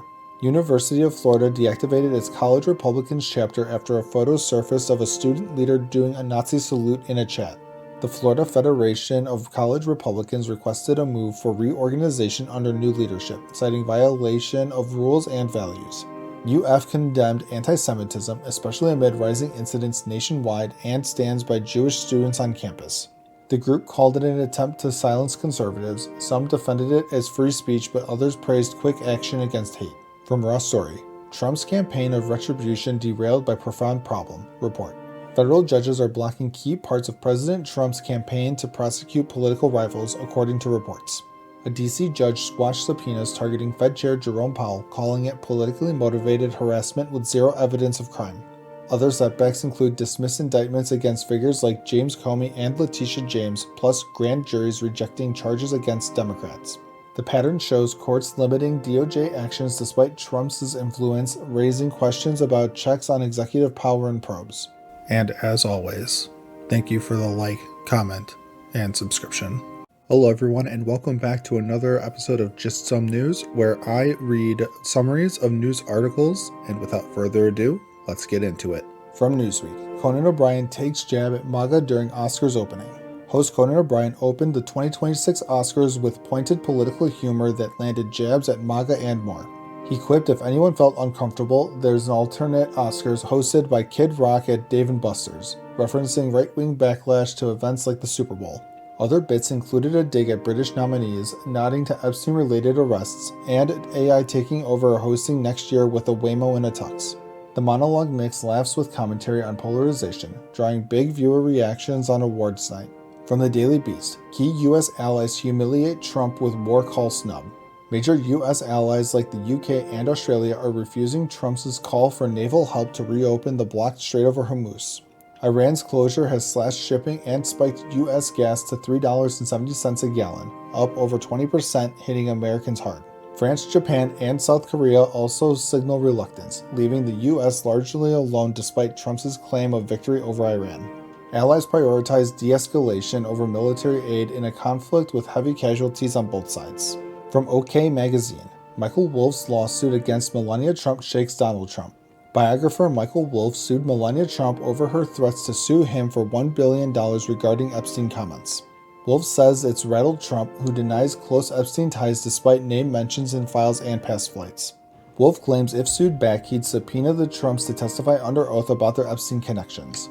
He argues free speech and hints at deeper concerns for the family ahead of future elections. From Atlanta Black Star News, Trump sparks cognitive decline concerns after cameras capture what fans call his worst senior moment yet. He suddenly forgets who Caroline Leavitt is.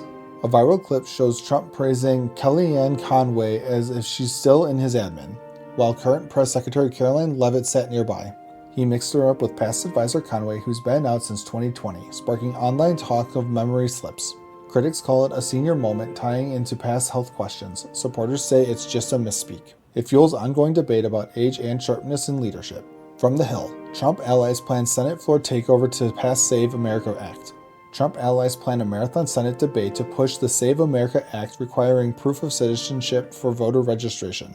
Supporters want extended floor time to pressure Democrats and highlight the bill, 71% public support in polls. Leader Thune navigates pushback. No full filibuster likely due to GOP math, but amendments could force tough votes. Trump ties it to election integrity, vowing no other laws until it passes. And as always, thank you for the like, comment, and subscription. Hello everyone, and welcome back to another episode of Just Some News, where I read summaries of news articles, and without further ado, let's get into it. From Atlanta Black Star News, a true disgrace. Trump quietly pushes a vanity power play he may have no authority to make, and people are asking how much worse it can get. President Trump is centering himself in America's 250th anniversary celebrations with branded merchandise plans. His company filed trademarks for Trump 250 logos on items like clothing, golf balls, and bumper stickers, plus events like a White House UFC fight and DC Grand Prix race.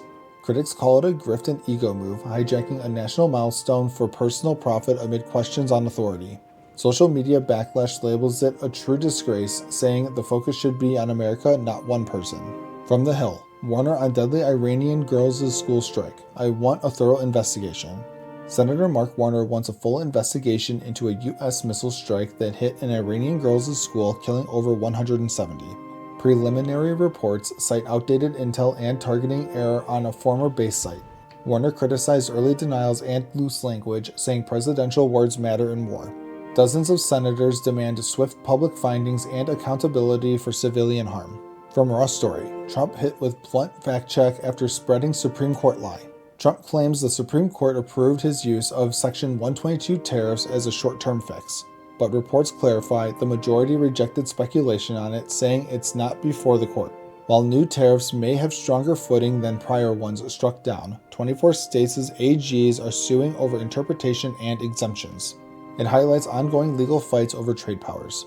From NBC News, Elizabeth Warren demands Pete Hegseth share info on xAI's access to classified networks. Senator Elizabeth Warren demands details on the Pentagon giving Elon Musk's xAI access to classified networks for Grok AI. She cites risks, leaks, bias, manipulation, or weak safeguards endangering troops and security. After a $200 million contract, concerns grow over Grok's permissive style, past issues with controversial outputs, and image manipulation. Warren wants the full agreement and risk mitigations by late March. From HuffPost, Donald Trump won't stop using a technique psychologists associate with narcissists.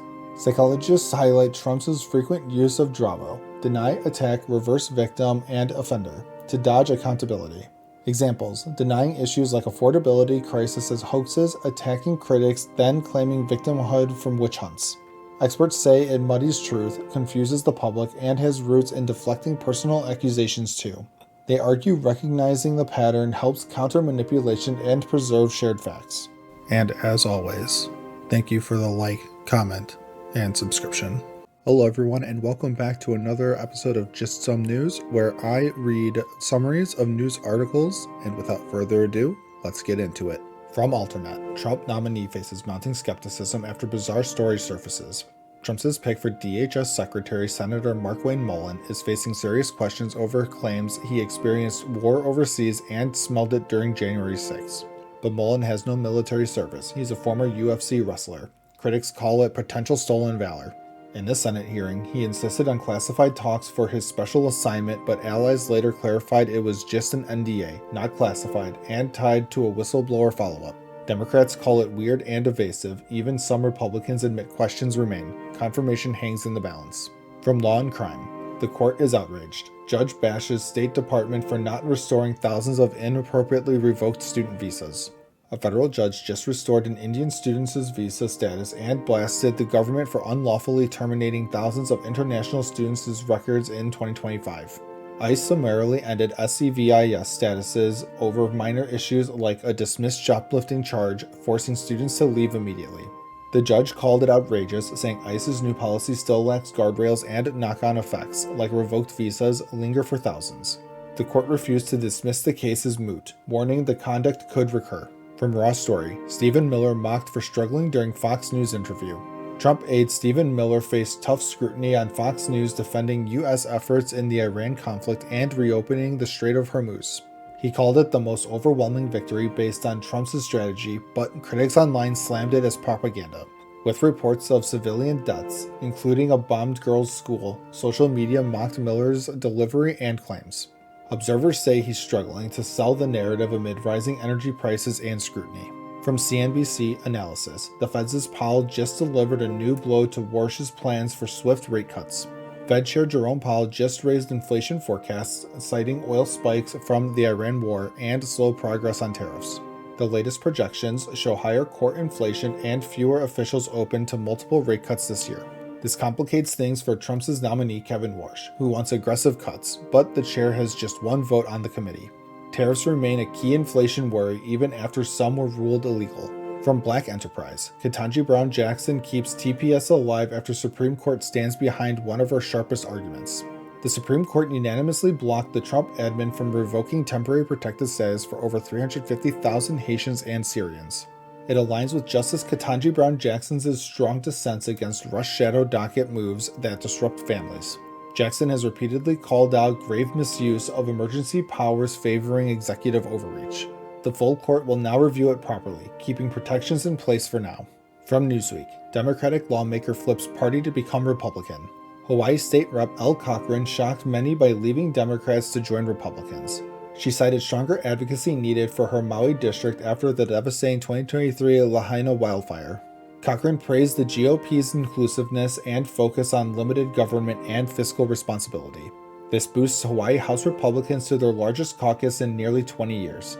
From the Wall Street Journal, Democrats walk out of Bondi meeting on Epstein files. Democrats on the House Oversight Committee walked out of a closed-door briefing with AG Pam Bondi on Jeffrey Epstein files. They distrust her handling and demand sworn testimony under subpoena instead of untranscribed talks.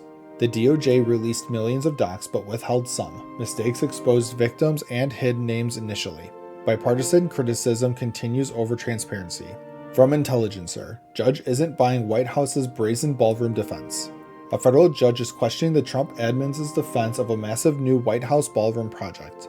The $400 million East Wing addition faces lawsuits over needing congressional approval. The judge called arguments brazen, questioning shifting claims on who's in charge, White House or Park Service. A ruling could come soon, with appeals likely all the way up.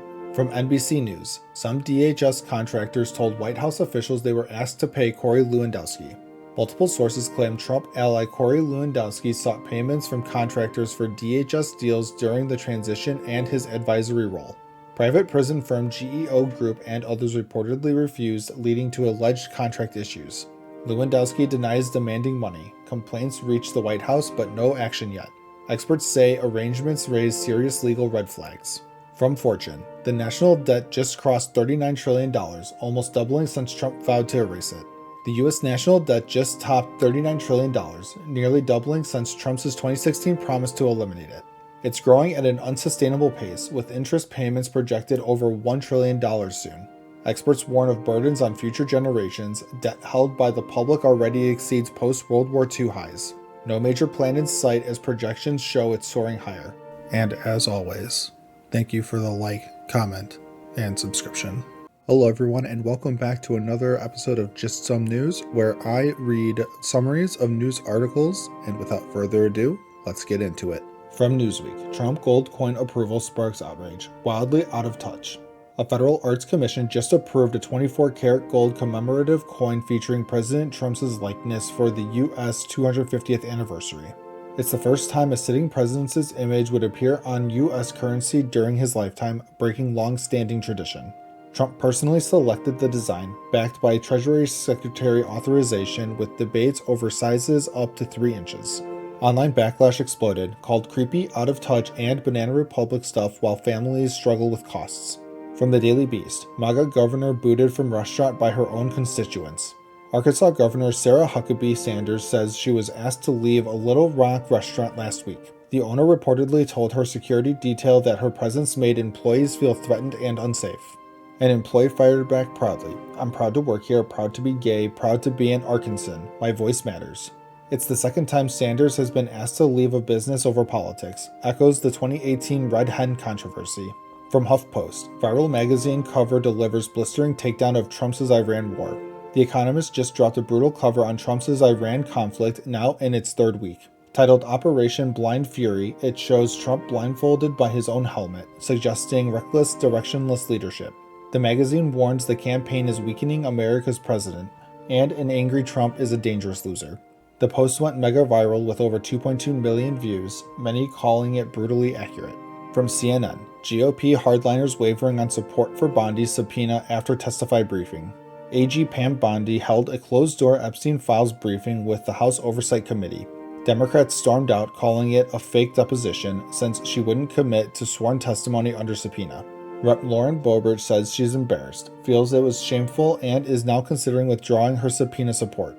Chair Comer still plans to move forward, but hardliners are wavering after the contentious session. From Atlanta Black Star News, Democrats go scorched earth on Bondi after hearing stunt. Then she slips and hands them exactly what they need, and it's going to blow up in her face. AG Pam Bondi faced the House committee for an Epstein Files briefing that quickly turned explosive. Democrats called it a sham, no oath, no transcript, no accountability, and walked out in protest. Bondi insisted she'll follow the law, but admitted small errors in the document release. Online fury exploded. Accusations of cover-up, calls for contempt, even prison for the Attorney General. From NBC News, father of service member killed in Iran war said he never told Pete Hegseth to finish the job. Defense Secretary Pete Hegseth claimed grieving families at Dover told him to finish the job in Iran. But Father Charles Simmons, whose son Tech Sergeant Tyler Simmons died in a crash, says he never said that. He told Hegseth he hopes decisions are necessary and admits he has questions about the war. Simmons praised their compassion up close but highlighted real uncertainty among some families. From the Western Journal, Oscars ratings tumble to lowest level in years after Kimmel's Trump insults. The 2026 Academy Awards hit a 4-year viewer low, down 9% from last year. Host Conan O'Brien and stars took multiple shots at Trump. Red carpet featured ice-out pins. Jimmy Kimmel jabbed at Trump, Melania, and CBS during his intro, alienating half the audience. Critics say Hollywood's lectures and virtue signaling keep turning viewers away from the show. From Alternate, Trump defense chief caught in lie. "I just don't know what's going on." Pete Hegseth said fallen soldiers' family urged him to finish the Iran war, no wavering. Gold Star father Charles Simmons says he never told Hegseth anything like that. He expressed hope decisions are necessary and openly admits, "I just don't know what's going on." Mirrors similar Trump statements, raises questions about messaging as casualties mount. From the Daily Beast, The View audience laughs at Trump defending guest host. CNBC's Sarah Eisen defended Trump's economy on The View, then got laughed at by the audience. Amid soaring gas and inflation, she claimed the economy is generally in pretty good shape. Hosts push back hard. Separating character from policy doesn't erase the pain people feel. Eisen touted Trump's newborn investment accounts, but co-hosts called it far from enough. From Newsweek, Donald Trump's net worth plunges. President Trump's net worth dropped by nearly $54 million in just the past week, per Forbes. Truth Social parent TMTG shares crashed to record lows around $8.66 with huge annual losses. Earlier crypto gains and Middle East deals boosted him, but recent dips erased some gains. He's still a billionaire, but sliding rankings show even his fortune isn't immune to volatility. And as always, thank you for the like, comment, and subscription. Hello everyone, and welcome back to another episode of Just Some News, where I read summaries of news articles, and without further ado, let's get into it. From NBC Sports, Oklahoma City will not be visiting White House to celebrate championship. Big news in the NBA. The Oklahoma City Thunder, fresh off their 2025 title win, are in DC this weekend, but no White House trip to celebrate with President Trump. The team says they talked to the White House, but timing just didn't work out. Trump heads to Mar-a-Lago Friday, so schedules clashed. This breaks long tradition of champs visiting the president, something that's faded in recent years due to political divides, like the Warriors in 2017 or others opting out. No drama claimed, just logistics. The Thunder focus on hoops while the tradition takes another hit. What do you think? Should it continue? Drop your take below. From Atlanta Black Star News, LOL. Trump tried to shut Pritzker down with a nasty jab. Instead, he flips it with two savage nicknames that Trump has been quietly trying to bury. Illinois Governor J.B. Pritzker just locked in his third Democratic nomination, and he didn't hold back on President Trump in his victory speech. He dubbed Trump the carnival barker-in-chief, then corrected commander-in-thief, slamming alleged corruption, bigotry, and cuts to aid for the vulnerable. The crowd and online critics loved it, LOL perfect, and go JB, as the long-running feud heats up again. This beef goes back decades to a hotel lawsuit settlement, plus recent barbs over weight in politics. It's billionaire tycoons turned rivals. Pure drama. From Alternet. Hate. Data guru has bad news for Trump. CNN's Harry Enton drops tough numbers. President Trump's handling of gas prices is underwater. Net approval at negative 39 points overall. Independence, minus 53. Even some 2024 Trump voters are souring. Costs of living, a record low negative 41. Worse than his first term. Enton says Americans hate the current handling, especially as prices climb. This flipped from Trump's 2024 edge on inflation. With approval under 50%, history shows the president's party could lose big in midterms, like an average 35 House seats. Political nightmare ahead. From the Wall Street Journal, The Quiet American, how Pope Leo is pushing back against Trump. Meet Pope Leo XIV, the first American pope from Chicago, quietly stepping up against global conflicts and U.S. policies under President Trump. He warns war is back in vogue, criticizing border changes by force and U.S. military moves in Venezuela, the Caribbean, and beyond. On immigration, Leo calls ICE tactics inhumane, pushing a seamless garment, pro-life view that includes migrants, sparking unity among U.S. bishops. No direct meeting yet, but the contrast is stark. A humble Midwestern missionary versus a brash leader. Leo advocates peace and Catholic values amid rising tensions. From USA Today, Governor Sarah Huckabee Sanders says Arkansas restaurant told her to leave. Arkansas Governor Sarah Huckabee Sanders says she was told to leave a Little Rock restaurant last week while lunching with other moms. At the Croissantary, staff reportedly said her presence made employees uncomfortable, though the restaurant denies any threatened claims. Owners say they supported their team and guests who felt uneasy, quietly asking her detail to leave after offering drinks, calling it a tough but right call. This echoes 2019 when Sanders was asked to leave a Virginia spot as Trump's press secretary. Hospitality debate reignited in her home state. And as always, thank you for the like, comment, and subscription.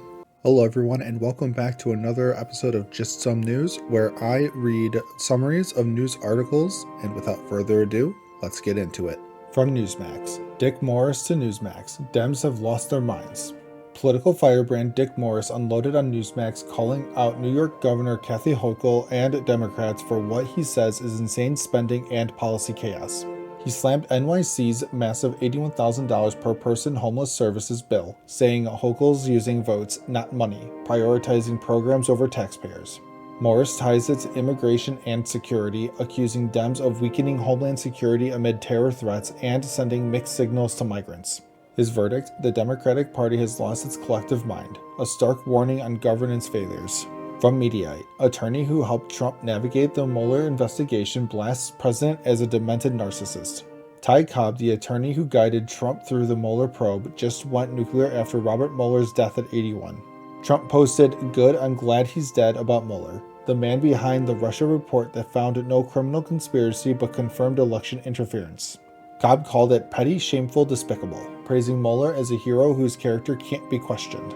He branded Trump a demented narcissist who hates opposition, turned justice into revenge, and rules authoritarian style with weak GOP support. From the Daily Beast, U.S. combat veterans tear into Trump's unnecessary war lies. U.S. combat vets are furious over President Trump's Iran war, launched February 28th with Israel, already costing thousands of lives, including 13 American service members. Iraq and Afghanistan vets compared to Iraq's WMD lies, no clear strategy, no exit plan, echoing endless wars they fought. Blocked shipping lanes spark global energy chaos. Vets say politicians drag us in while their kids stay safe. They call out Trump, Hegseth, and others for repeating history, manufacturing urgency over Iran's nukes despite Intel saying otherwise. From Newsweek, John Fetterman reacts to Elon Musk offering to pay TSA agent salaries. Billionaire Elon Musk shocks everyone. He'll cover TSA salaries during the partial government shutdown over DHS funding fights. Senator John Fetterman calls it incredibly generous. TSA agents are using food pantries amid spring break travel nightmare. Shutdown stalls DHS cash. Dems want immigration limits. GOP pushes full funding. Lines grow, security strains. Fetterman, lone Dem backing full DHS fund, says it should never come to this. Musk's offer highlights the mess. From USA Today, completely lawless. Why this Congresswoman wants Pam Bondi impeached. Rep. Summer Lee, Democrat of Pennsylvania, drops impeachment articles against AG Pam Bondi, calling the Justice Department completely lawless under Trump. Core charge, withholding Jeffrey Epstein files despite subpoenas and transparency laws, plus shielding allies, targeting critics. Lee accuses Bondi of turning DOJ into Trump's personal law firm, probing opponents like Comey and James, charges later dismissed, dropping cases for friends. It's a long shot in GOP House, but Lee says it's about accountability, red flags for democracy, and two-tiered justice. And as always, thank you for the like, comment, and subscription. Hello everyone, and welcome back to another episode of Just Some News, where I read summaries of news articles, and without further ado, let's get into it. From Los Angeles Times, tens of thousands rally against new Czech government seen as a threat to democracy. Tens of thousands flooded Prague's Letna Park this weekend in a peaceful rally against the new Czech government under Prime Minister Andrej Babiš. Protesters echoing the 1989 Velvet Revolution site waved national flags and chanted to defend democracy from what they call autocratic shifts. Organizers estimated 200,000 attendees, warning the populist coalition threatens freedoms, Ukraine support, and could mirror paths to Hungary or Slovakia. Critics highlight proposed laws on foreign agents and public media control, plus delays in prosecuting leaders. More protests are planned. From Bloomberg, Premier edges out Trump ally in Slovenia's closest ever vote. In Slovenia's tightest election ever, Prime Minister Robert Golob's freedom movement narrowly beat nationalist Janez Janša's party. Golob took 28.6% to Janša's 27.9% with no outright majority, sparking coalition talks and Janša's challenge to results. Golob vows a broad coalition to tackle housing, healthcare, and competitiveness, excluding Janša's group accused of illiberal leanings like Hungary's Orban. The race featured foreign meddling claims and tactical voting. Analysts say a government will form, but it's uncertain who leads. From Forbes, billionaire Christy Walton appears to take out ad calling for ICE to release 70% of detainees. Walmart heiress Christy Walton placed a full-page ad in the New York Times calling for the release of about 70% of ICE detainees. Citing a Cato Institute study, it notes most in custody since late 2025 have no criminal convictions, just 8% for violent or property crimes. The ad quotes the Fourth Amendment on unlawful seizures and urges due process for the rest, presented as Walton's personal views. From Atlanta Black Star News, Caroline Leavitt tries to use MAGA to bail Trump out. They immediately turn on her, she fires back, and somehow makes the whole thing even worse. White House Press Secretary Caroline Leavitt claimed overwhelming American support for Trump's military strikes on Iran, citing polls. But X added a community note. The polls only showed strong backing from MAGA Republicans, not the broader public. Even some MAGA voices pushed back hard online, calling it gaslighting, with comments like, "No the hell we do not." Polls show 59% of Americans oppose the conflict. From the Associated Press, Trump places statue of Christopher Columbus near the White House. A marble statue of Christopher Columbus now stands near the White House at the Eisenhower Executive Office Building. It's a replica of one toppled in Baltimore in 2020 amid George Floyd protests, criticizing Columbus's role in colonization and native exploitation. The White House calls Columbus a hero. Trump has pushed to revive Columbus Day against what he calls left-wing revisions honoring Italian Americans. Loaned by an Italian-American group, it's protected on federal grounds amid ongoing debates over history and Indigenous Peoples Day. And as always, thank you for the like, comment, and subscription. Hello everyone, and welcome back to another episode of Just Some News, where I read summaries of news articles, and without further ado, let's get into it. From Alternet, Trump plan did exactly the opposite of what he promised. President Trump vowed high tariffs would protect and grow America's auto sector, but new reports show major hits. GM facing $3.5 to $4.5 billion in 2025 costs, Ford $800 million Q2 blow, and the industry over $25 billion in obligations so far, roughly $5,200 per imported vehicle. Experts describe a tariff shock, disrupting global supply chains that car makers built for decades. Suppliers are strained, costs are passed on, and even domestic production feels the ripple. Supporters argue tariffs encourage U.S. manufacturing shifts, while critics call it the reverse of the promised boost, creating legal and financial chaos.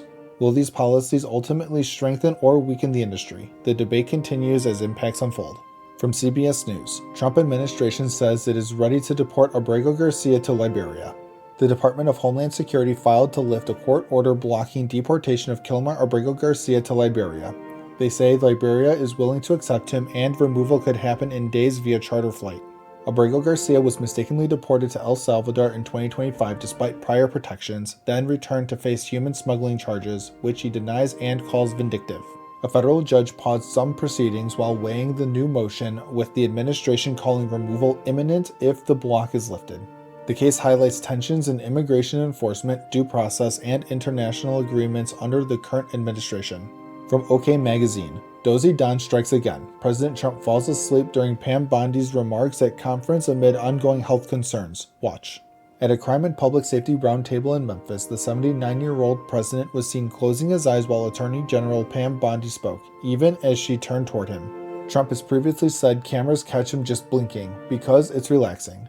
His team insists he has unmatched energy and is the healthiest president ever, citing his former physician. Observers note visible signs like swelling or rashes, while RFK Jr. once joked about Trump's fast food diet, yet constitution of a deity. The moment fuels ongoing debates about fitness for office, though the White House pushes back strongly. From the Washington Post, Supreme Court says police officer is immune from misconduct claimed by protester.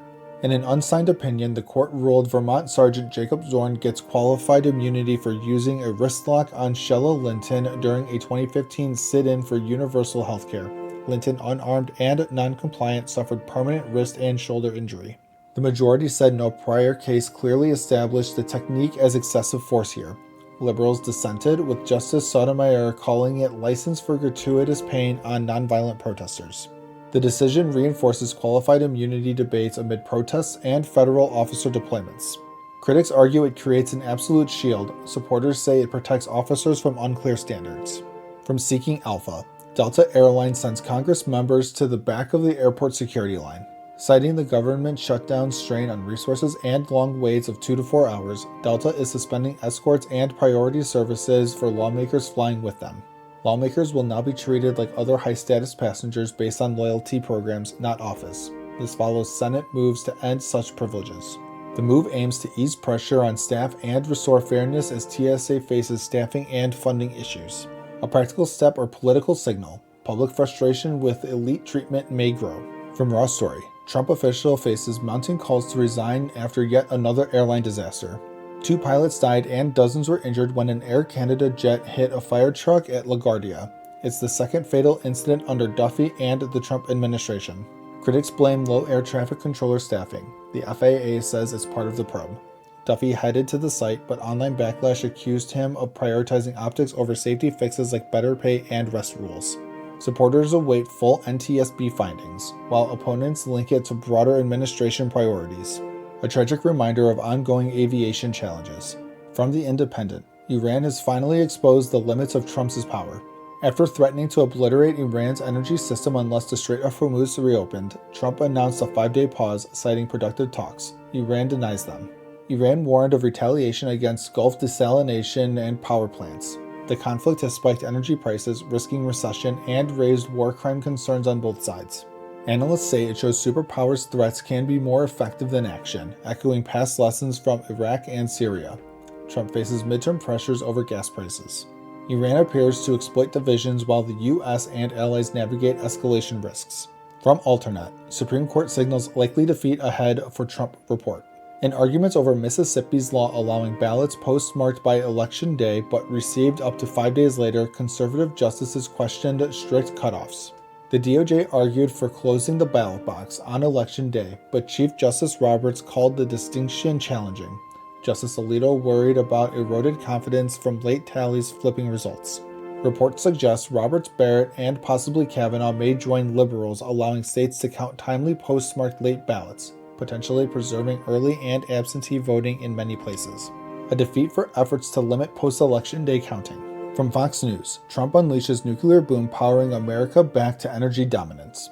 Trump's executive actions empower states to rebuild the full nuclear fuel cycle through nuclear life cycle innovation campuses, regional hubs for fuel, reactors, waste, and training. Once a leader with integrated supply chains, the U.S. lost ground due to regulation and cheap gas. Now states could attract jobs, manufacturing, and reduce reliance on Russian enrichment. The model clusters research production and workforce to accelerate advanced reactors and recycling, supporting national security and clean baseload power. Competitive federalism could restore U.S. leadership in this critical sector. From Newsweek, Pete Buttigieg leading potential 2028 Democratic candidates in new poll. A St. Anselm College poll of New Hampshire voters shows former Transportation Secretary Pete Buttigieg at 29%, ahead of Gavin Newsom at 15%, AOC at 10%, and Kamala Harris at 6%. On the GOP side, J.D. Vance leads at 46% with Marco Rubio at 27%. Polls this early signal name recognition and party dynamics post-2024. Analysts note Buttigieg benefits from past Granite State campaigning while Harris retains some support but faces skepticism. Way too early numbers, but they hint at an emerging field before midterms. And as always, thank you for the like, comment, and subscription. Hello everyone, and welcome back to another episode of Just Some News, where I read summaries of news articles, and without further ado, let's get into it. From Atlanta Black Star News, Trump goes off the rails, crosses a line that leaves Fox hosts stunned, then lets something slip out about how things really work behind the scenes. President Trump faced sharp criticism after a press gaggle turned personal. When asked about former National Counterterrorism Center Director Joe Kent's FBI probe and resignation over the Iran conflict, Trump didn't hold back. Trump repeatedly referenced Kent's first wife, who was killed in a 2019 unaliving bombing in Syria, saying he felt bad for him and helped give him a White House job out of sympathy after his congressional losses. As Trump continued the critique, Fox News cut away mid-remark, switching to anchor Dana Perino while Trump's voice played faintly in the background. Kent had resigned, arguing Iran posed no imminent threat and opposing further U.S. escalation. Clips spread quickly, with many calling the remarks unusually personal on a national security issue. From the Daily Beast, Iran gives Trump an ultimatum on J.D. Vance. Amid the ongoing U.S.-Iran conflict and stalled nuclear talks, Iran is drawing a firm line on who it will negotiate with. Tehran says it's done dealing with Trump's special envoy Steve Witkoff and son-in-law Jared Kushner, viewing past efforts as deceptive. Instead, Iranian sources tell The Guardian they'll only engage seriously if Vice President J.D. Vance joins. This comes after Trump's ultimatum on reopening the Strait of Hormuz, which he later walked back, citing productive talks, a claim Iran denied. Pakistan's Prime Minister is offering to host talks in Islamabad. Iran seeks Vance as more skeptical of Middle East military involvement, potentially making him a credible partner for any lasting deal. From Raw Story, Trump DOJ accused of withholding evidence after high-profile arrest of 39 protesters. Tensions are rising between federal and state authorities after the arrest of 39 protesters, including former CNN anchor Don Lemon, at a church in St. Paul, Minnesota. The protest targeted immigration policies during a service where the local ICE field officer director was pastor. Now, a new lawsuit accuses the Trump DOJ of withholding evidence in that case and in the fatal shootings of 2 American citizens by ICE agents. Minnesota officials claim senior federal leaders ordered non-cooperation, calling it a broader policy rather than case-specific needs. The DOJ has not publicly detailed its response. The 43-page suit alleges this blocks local investigations and shields agents from scrutiny. From the Mirror US, Donald Trump dubbed lame duck as Iran hits US with unexpected power move. As US-Iran ceasefire efforts continue, Iran has made a surprising demand that some are calling a power play. Iran refuses to negotiate further with Steve Witkoff or Jared Kushner, insisting any serious talks must include Vice President J.D. Vance. Analysts say this signals Iran sees Vance as more open to de-escalation. Pakistan is pushing to host talks in Islamabad, with reports that Vance could take a lead role. Iran reportedly views Trump's team as temporary and wants assurances any deal will last beyond his term. Commentators online dubbed it recognition of Trump as a lame duck, arguing Tehran wants commitments that future administrations will honor. From USA Today, Delta suspends special services for members of Congress amid shutdown. The ongoing government shutdown is hitting air travel hard, and now even members of Congress are feeling the effects. Delta Airlines announced it's temporarily suspending special services for lawmakers, no more airport escorts, VIP upgrades, or priority rebooking. They'll be treated like regular passengers based on their SkyMiles status. The airline cited resource strain from the shutdown, which has caused massive TSA staffing shortages, unpaid workers, resignations, and hours-long security lines for everyone. Delta's CEO called it inexcusable that TSA frontline workers are being used as political chips and urged Congress to resolve the funding impasse. And as always, thank you for the like, comment, and subscription. Hello everyone, and welcome back to another episode of Just Some News, where I read summaries of news articles, and without further ado, let's get into it. From Atlanta Black Star News, need a dictionary, Karoline Leavitt gets cornered on Trump saying there's regime change in Iran, and she'll never live down what she says next. Trump declared, "We killed all their leadership. This is regime change. Iran's supreme leader's son has taken over, but the power structure and IRGC remain largely intact." When a reporter pressed White House Press Secretary Karoline Leavitt, she shot back, "Has it not? Their entire leadership has been killed." Critics fired back online. Regime means the system of government, not just leaders. Others call it a dictionary fail. As fighting continues and talks are floated, clarity on Iran's leadership remains murky. From Mediaite, Trump gets his highest disapproval rating ever in Fox News poll. 59% disapprove, the highest in either of his terms, with 47% strongly against, only 41% approve. The Iran war and its economic ripple effects, like higher fuel costs, appear to be dragging numbers down. Just 42% back the war overall. Other polls show similar trends, with independents especially cool on the conflict. Trump's team points to military progress, but public sentiment is clearly shifting. From Alternate, judge tramples Trump officials' frivolous lawsuit against Olivia Troy for good. Richard Grinnell sued Olivia Troy after she accused him of trying to get Pence to a white supremacist event and hanging out with Nazis in Germany. Judge Rosie Alston dismissed it with prejudice, noting Grinnell's career actually advanced afterward with big roles and opportunities. Troy stood her ground and never retracted the claims, calling the suit an attempt to intimidate critics. Critics labeled it frivolous lawfare in a heated political climate. From CBS News, shocked disbelief at Houston Airport as 36% of TSA officers call out. Insane. With 36% of TSA officers calling out amid a partial government shutdown and frozen paychecks, lines stretched underground and outside. Passengers missed flights, slept at the airport, and waited 6 to 8 hours. Even former AG Bill Barr waited 2 hours. Democrats and Republicans are deadlocked over DHS funding, with disputes over ICE reforms. Some blame the standoff. ICE officers are helping with checkpoints, but travelers and airlines say the real fix is ending the shutdown soon. From the Washington Post, House Democrat accused of misspending COVID-19 money could be expelled. Rep. Sheila Sherfullis McCormick is accused of misusing millions in FEMA money mistakenly sent to her family's health company during the pandemic. Prosecutors say over $5 million was funneled through straw donations to her campaign, illegal under campaign finance laws. The Ethics Committee held a rare public hearing. She calls the claims baseless and wants more time to prepare. Expulsion needs a 2/3 House vote. It could give Republicans a slight edge if it happens before a special election. From the Daily Beast, Ice Barbie's alleged lover fired in middle of exotic getaway. Lewandowski, former campaign advisor and alleged close associate of ousted DHS Secretary Kristi Noem, was spotted with her in Guyana on official business. Sources say Trump forced him out over contract issues or the optics of the trip. Both are married. Noam is now special envoy for the Shield of the Americas after leaving DHS. Their relationship had long been DC gossip, raising eyebrows even inside the administration. From HuffPost, Republicans' new participation trophy for Donald Trump sparks instant mockery.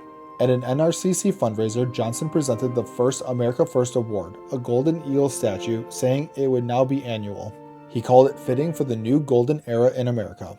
Online and from critics like Jen Psaki, it drew instant mockery as a participation trophy for the president. It joins a list of recent special tributes to Trump that have raised eyebrows. From Alternate, TSA agents wallop federal agents needing riot gear to move a bag.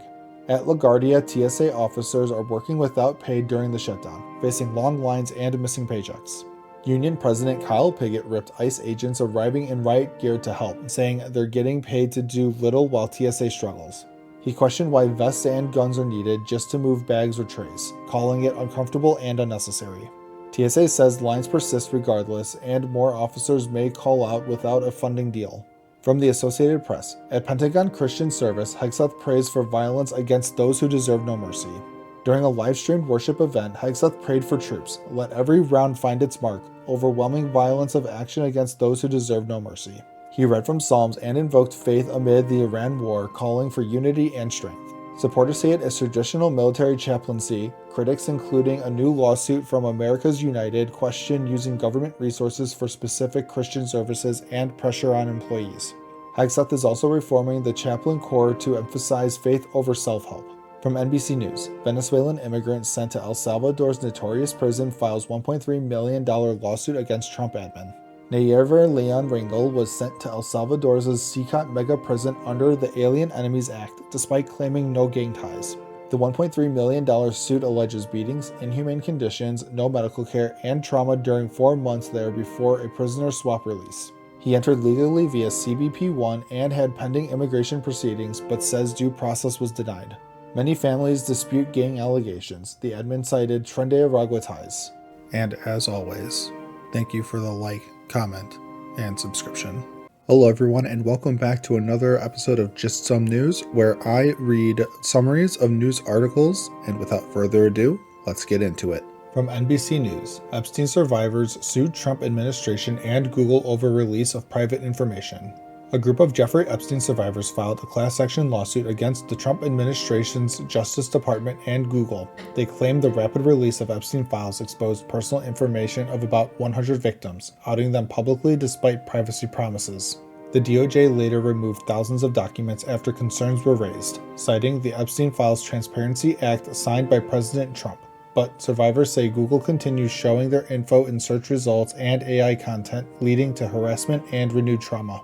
They're seeking at least $1,000 per survivor from the DOJ, punitive damages from Google, and a court order to permanently remove the information. Both sides have not yet commented publicly. The case highlights tensions between transparency and victim privacy in high-profile releases. From Newsweek, Mike Lindell served with documents live on air.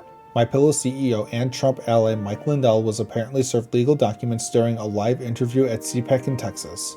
A woman approached saying, "You've been served," while Lindell was on air.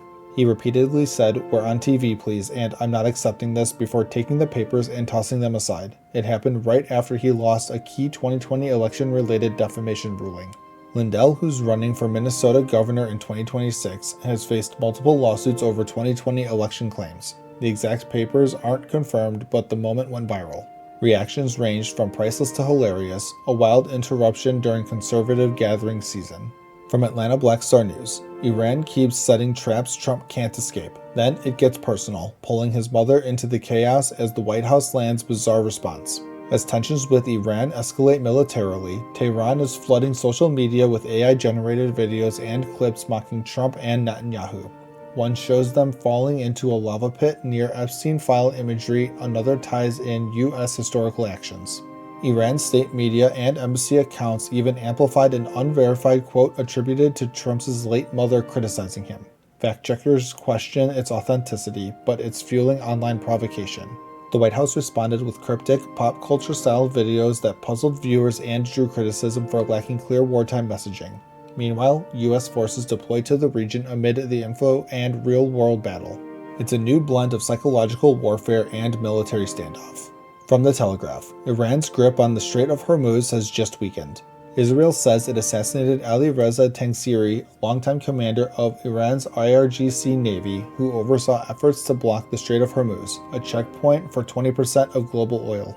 His death creates a command crisis. Tangsiri coordinated fast boats, missiles, mines, and reconnaissance.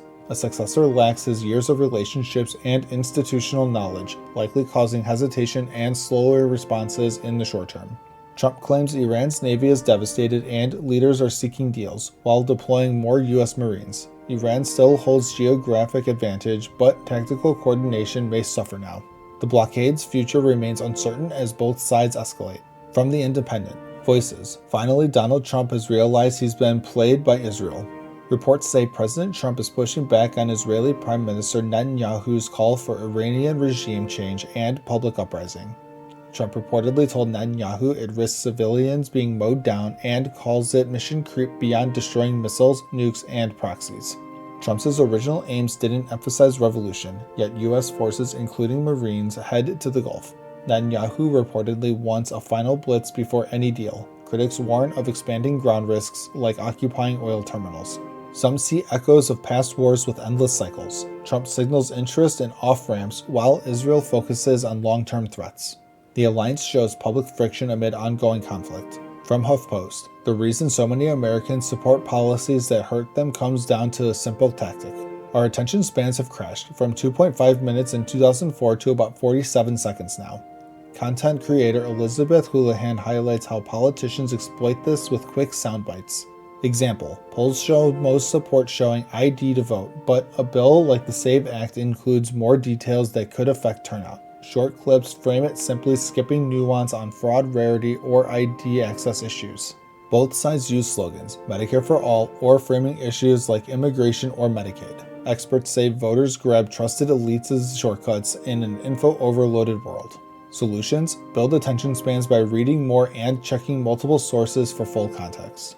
From Alternet, critics hurl insults at Trump as stock market plunges. After U.S. stocks saw their biggest drop since the Iran war began, President Trump announced a 10-day pause on threatened bombing of Iran's energy plants, his second delay.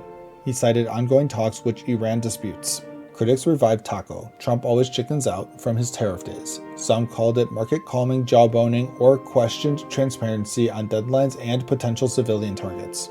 Trump insists talks are going well despite rejections of U.S. proposals. Markets reacted nervously on the back and forth. The move drew ridicule online and questions about diplomacy versus escalation management. From The Hill, Trump administration opens investigations into 3 medical schools.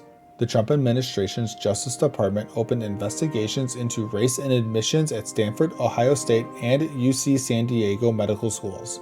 They demand 7 years of data on applicants' race, test scores, donor ties, and DEI practices. Letters cite possible discrimination post-2023 Supreme Court ban on affirmative action. Schools must respond by April 24th or risk funding issues. Each says they'll comply and follow anti-discrimination laws.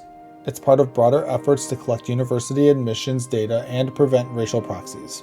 Debate continues on fairness in competitive medical training. From Raw Story, judge catches ICE lawyers citing non-existent cases. A federal judge in Minnesota issued a sharp 69-page ruling against ICE detention practices, ordering better access to lawyers and materials for detainees. She tore into government lawyers for a brief riddled with misreadings and non-existent quotes.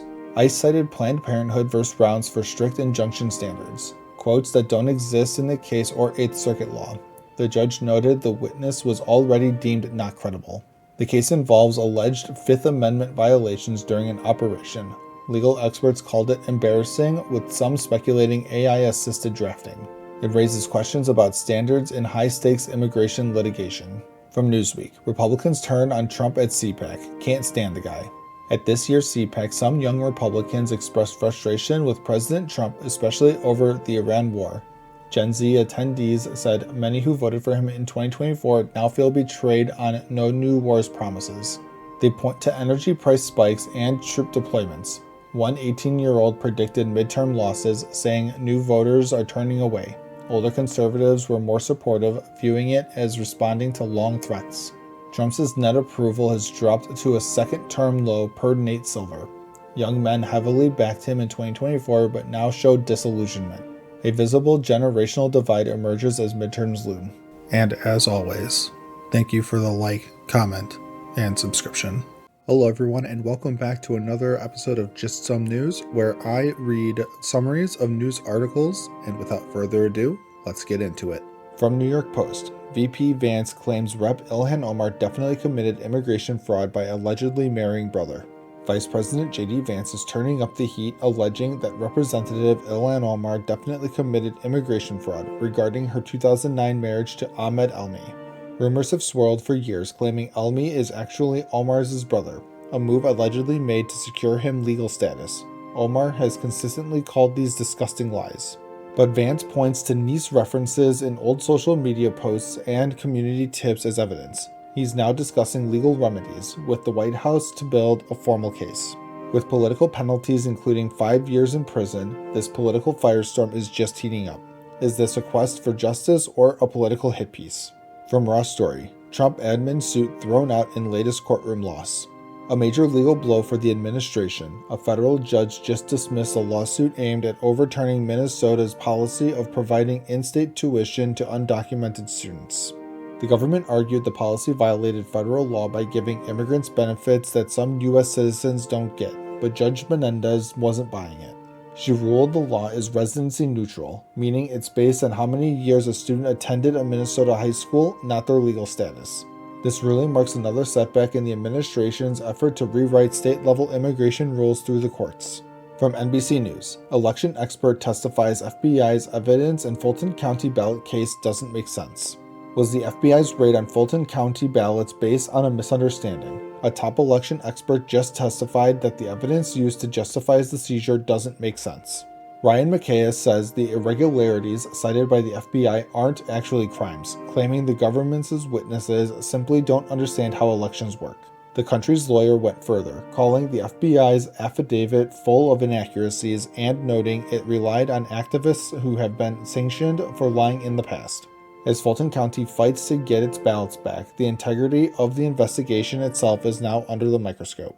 From Global News, 100 Epstein survivors sued Trump admin Google over information disclosure. A massive class action lawsuit has been filed by 100 Jeffrey Epstein survivors. They allege the government outed them by failing to redact their info in recent file releases. The survivors say they are facing renewed trauma and threats after their personal details were leaked, and they're suing Google for refusing to scrub the data from search results. Some survivors, like Jenna Lisa Jones, say they feel betrayed by the administration, claiming the release of the files has turned into a political circus. With survivors seeking punitive damages, the fight for privacy is clashing with the push for transparency.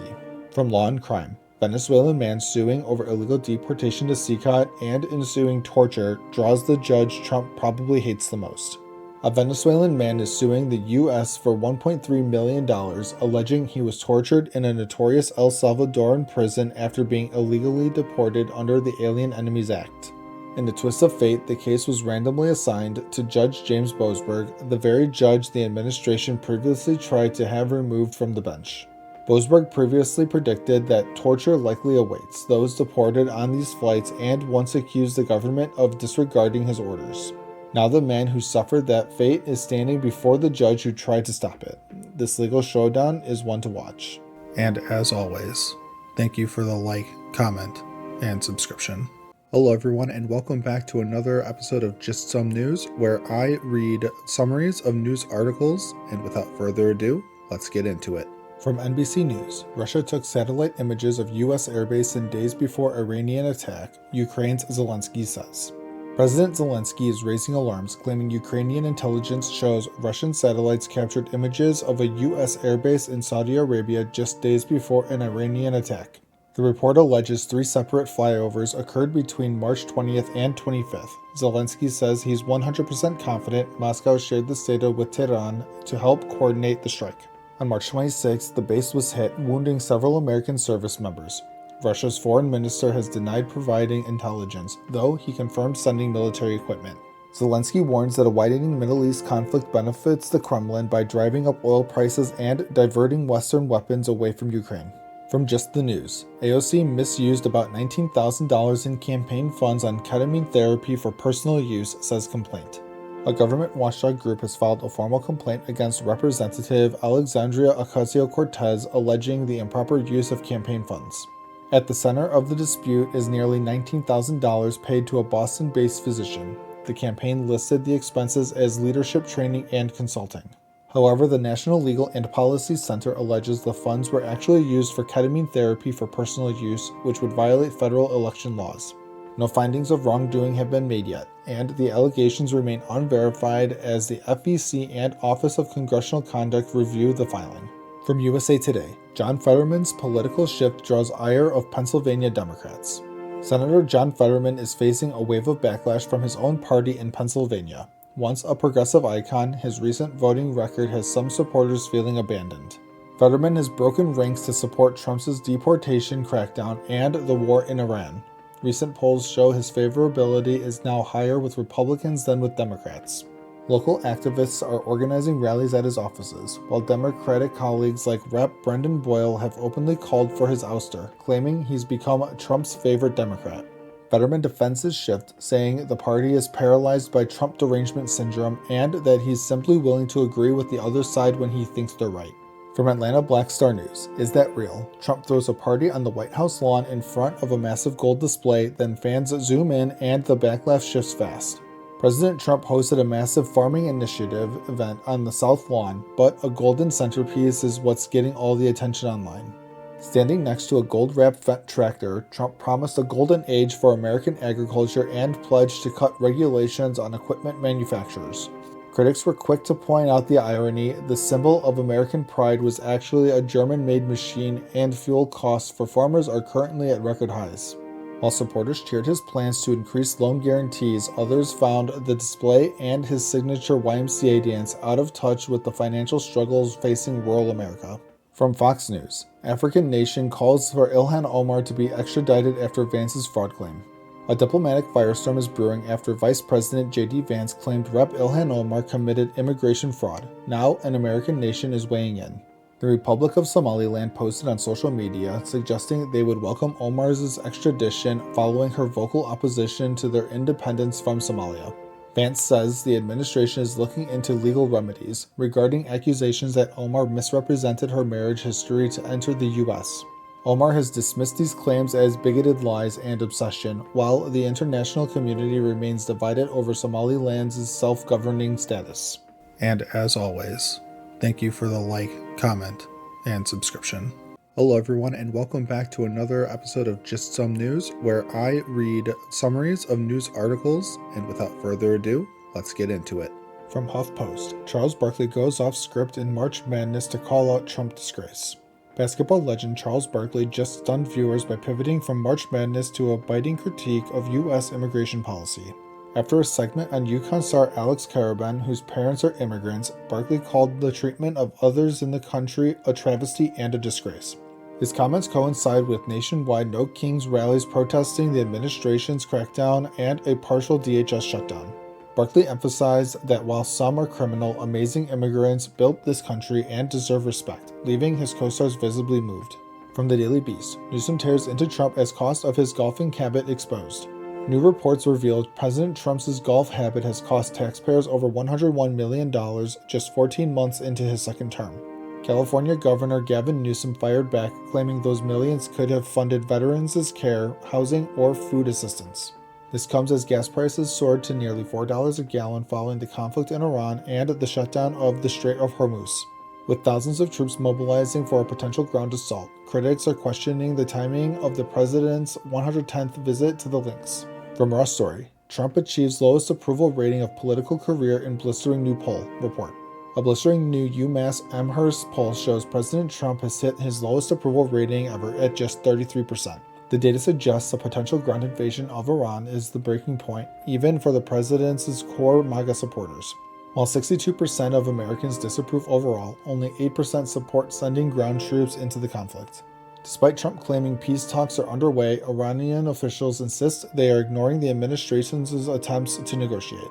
From Newsweek, Spain closes airspace to U.S. military report.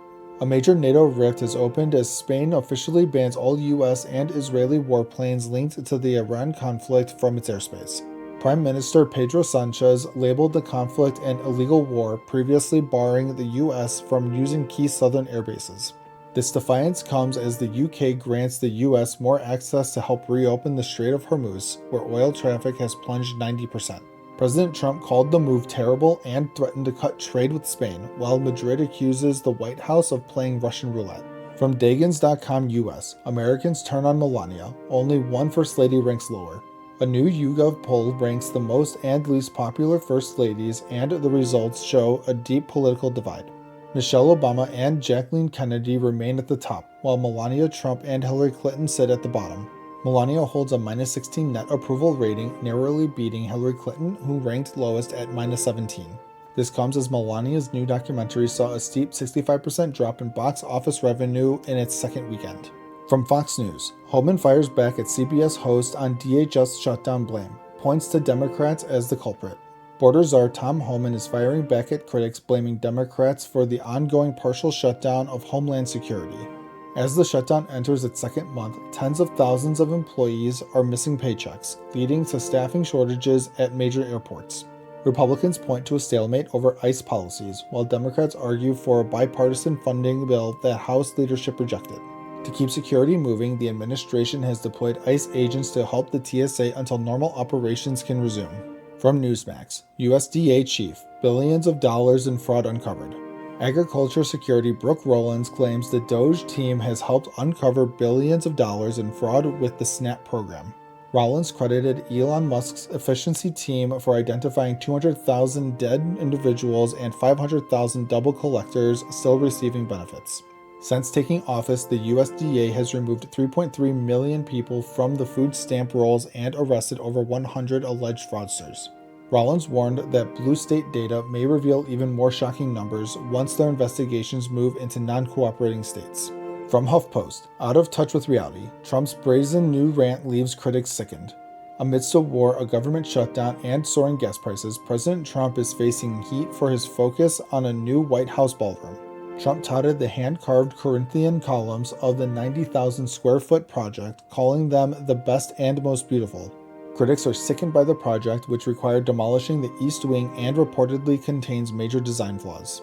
While the White House says the space is needed for foreign leaders, the National Trust for Historic Preservation has filed a lawsuit to stop it.